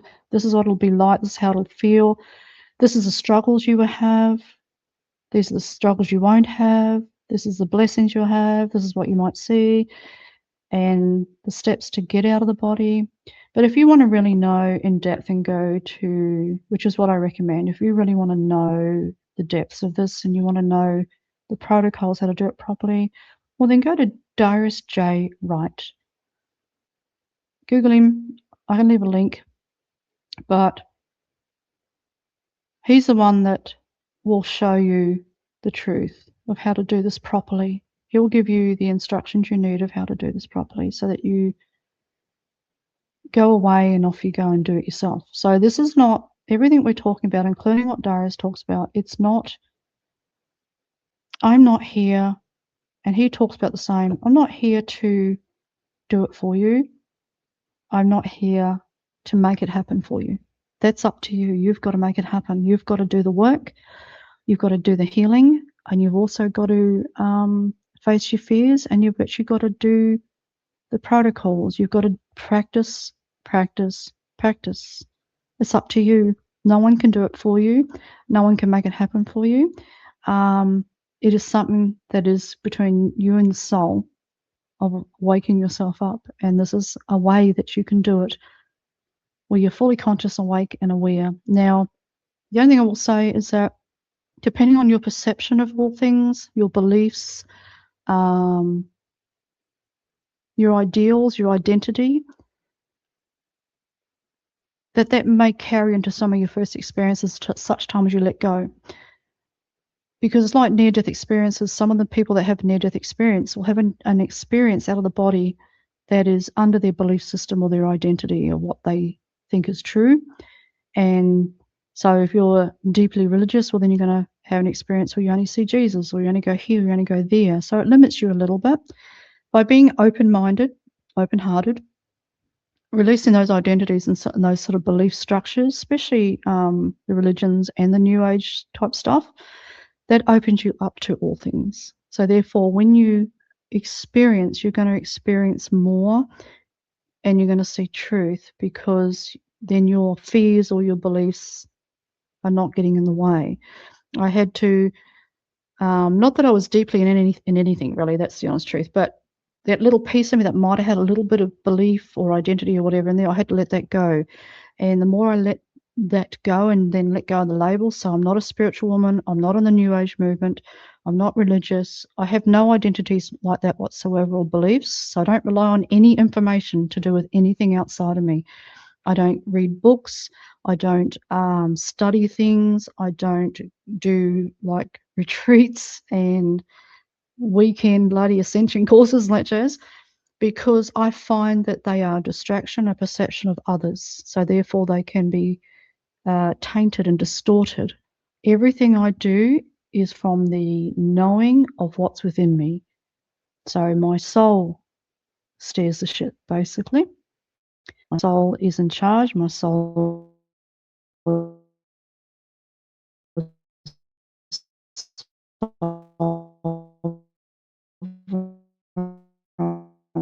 and from that is sorry, we've had a lot of rain and weather here, so forgive me. I'm about to go anyway, but that's where my experiences started to expand, and I'm having more deeper experiences, like seeing myself coming from creation, being created. You know what I mean? So you don't have to be. Look, one thing I have found before I go, like I said, you don't have to be special, chosen. You don't have to be of highest light, all that jazz. I've found that some of my experiences have happened when I'm at my worst, to be honest. Sometimes stress will get in the way because you're not able to switch the mind off enough and relax. That can be a bit of a problem. But I've had moments like that one I spoke of just now, that I had that in the last week or 2 or 3 weeks, where I wasn't at my happiest. I wasn't my most relaxed, calm, focused. I was a bit tired and a bit stressed, actually. And it still happened. So possibilities are endless, right? Again, you don't have to be perfect to do this. The only thing that you do sort of take notice of really is that when you're bringing back information, you're downloading, so you're remembering your experience and getting the download of knowledge and your strands, and that information is that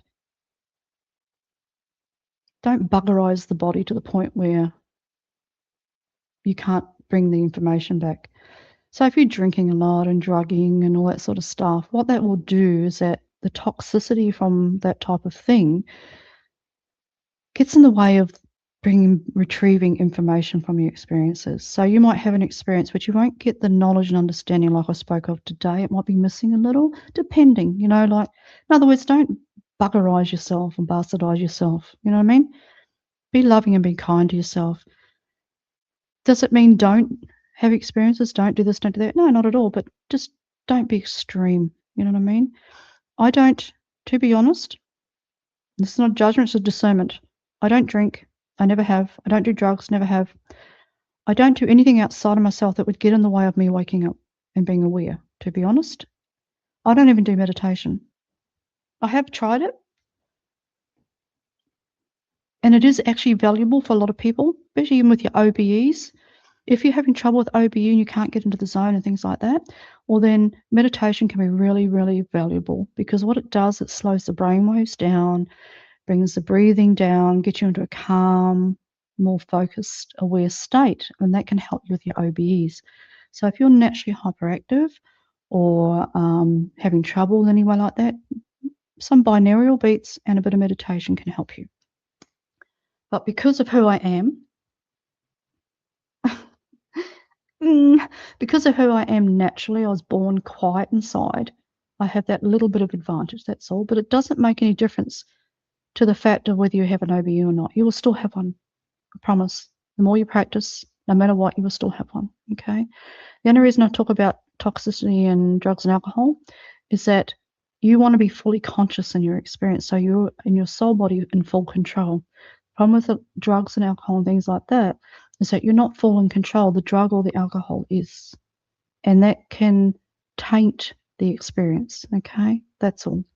So for me personally, I can only speak for myself, I prefer to be clean and calm and do my best for my experiences so that I can bring back information clearly, because I want to know what I'm experiencing. All right, I better go because, I don't want to bore you to death. And then my microphone's giving me the shits. So my name is Marantha Roebuck. If you want to come and see me, Facebook Messenger is the easiest way to get me, or you can comment below in YouTube and I'll get back to you. There's a couple of people that have messaged me and I've given them a way to contact me. I don't give out emails and phone numbers and things, so don't ask. I've had a few people do that, like, no. You can get me Facebook Messenger, or you can just message below and I will find a way. Facebook Messenger is easy. If you're not on Facebook, nothing I can do about it. Facebook Messenger me, because then I know you're not a bot, I know you're not a scam, and I can make sure who I'm talking to. That's for my own safety. I've been in this industry since I was 28, 30. I've been doing this for a while. I've been online for a while, and trust me, I've met them all. So I know to protect and look after self just in case. So don't get offended. That's the only way you can get me. And if you can't get me that way, you can go through Microsoft Teams. I can send a link. So all you could do is just ask. You can come and see me privately. I do a lot of things behind the scenes. I do events, I do interviews, I do stuff with other people. I also do private and online. I haven't been online for 6 months. That's because I've been caring for a husband who has not been well. We nearly lost him a year ago. So my life's been, I've been busy caring for someone I love. So I haven't been live for probably 6 months easy, but I need to go soon. So I do live readings. I do online private readings. And when I'm in readings, I'm not a reader, I'm a channel. So therefore, most people that come and see me are either interested in OBE, getting out of the body, or they're interested in finding out who their guides are, who's with them. I can channel information, I can speak to them for you. A lot of people come to me for light language, to learn to activate their light language. I don't charge for light language. That's something I love. So I have a natural ability to get it out of you. I can snap it out of you, and pretty much 99.99% of people that have come to me, or say 99.5, I'm putting a bit of tickets on myself, awaken to their light language straight away. The only time 1 or 2 people may not have is just there's a fear there, or they sometimes people get embarrassed, or they're just not comfortable with themselves. So it takes me a couple of goes with them. But I always make it fun. You come to me, it's like, as you can see, I swear a bit and I'm a bit lighthearted. So if that offends you, don't come and see me, because I'm a bit naughty. We have fun no matter what I do. But go and check my page out on Facebook. Like I said, I'm a channel. I can do readings, but put it this way, I'm not really one to read, is my car going to sell and how many boyfriends can I have? I'm not that person.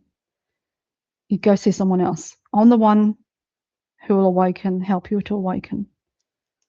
But I can look at just about anything for you. I have spoken to and channeled a few people that have lost their loved ones, but I wouldn't call myself a medium. I'm not really in that field. It's not my expertise. But I occasionally am lucky enough that will happen for me. I do see people that have passed over a lot all the time. I get them waving at me at night time. I see a lot of people in my room. So yeah, if you want to talk to galactics, star people, UFO people, whatever you want to call them, you want to find out how to speak light language, you want a reading, oh God, there's just so much. I can do just about anything really within reason. All right. I will tell you the truth. I don't give you false hope. I don't tell you rubbish. I don't want you to be set up for failure. I'm that person. I will give it to you in love as required. But most people that come to me are coming because they want to wake up. They want to go deeper. They've been in the industry a long time, or they've had a belief system, or they do similar to what I do, and they just want to go further, want to go and find more about themselves. Yeah, come and see me. I can help you with just about anything. But I do a lot of mentoring. And that sounds really fancy, but it's not really. A lot of teaching and mentoring and things like that. But am I certified? Am I trained? Have I done all these bloody programs and shit? No. I'm just me doing the right thing. All right, my loves. Ta-ta and all that jazz. Be kind to one another, love one another. And if you need me, you know where I am. Just understand I do charge. I'm running a discounted idea at the moment because I want people to get a chance to come and see me who haven't, who may not be able to afford it. So you'll get me cheapest chips at the moment. And also, if you go to my Facebook page, you've got a friend request me, otherwise you won't get any reply. Friend request me. You can go in at the moment, and I've got about 500 names in a bowl. Come in, I'll add 1,000, I don't care. We're once a month, or because I've been away for 6 months, I'm doing more at the moment. I'm offering free session appointments with me. You can come and get whatever you want for free. It's half an hour. So what I'm doing is putting everyone into a bowl. Everyone's name will be picked out at some stage, and I will choose. Sometimes I'll choose 3, sometimes I'll choose 20. Depends on what time I've got and how much energy I've got to give. But you get a free time with me to come and, well, it's your time. You come and do what you want. Come and ask or experience whatever you want. And we go from there. So come and put your name down on Facebook, on my page, Marantha O'Rourke. Put your name in the comment section. I have written everyone down. As I said, I've got over 500, I know I have. And I pick people out and I let the energy choose whoever, off they go. And you might get a chance to have a free session with me. So go and read. The information is there. There's instructions and some rules that come with that because so many people have had to set some boundaries. And put your name down, and you never know. I might choose you to come and have some time with me, and I might better help you. So sky's the limit, really, isn't it? But keep an eye, because I do that once a month. And sometimes if I've got the energy, I'll do it more often, depending. It's just my way. It's my way of helping as many people as I can, to be honest. It's not about the money. In fact, it's not about the money at all. It's about what I can give. You know what I mean? What I can give to help as many as I can. So take the opportunity. All right, we're gone. Love you. See you. Keep an eye out for my next one. I've got a list there I should go through and at least do something with that. Do some recordings. It's just easier for me to record than go live, because then I can set the times and come and go. So keep an eye out. Like, share, subscribe, follow, and all that jazz. And I will see you soon. Much love to everyone. Bye now.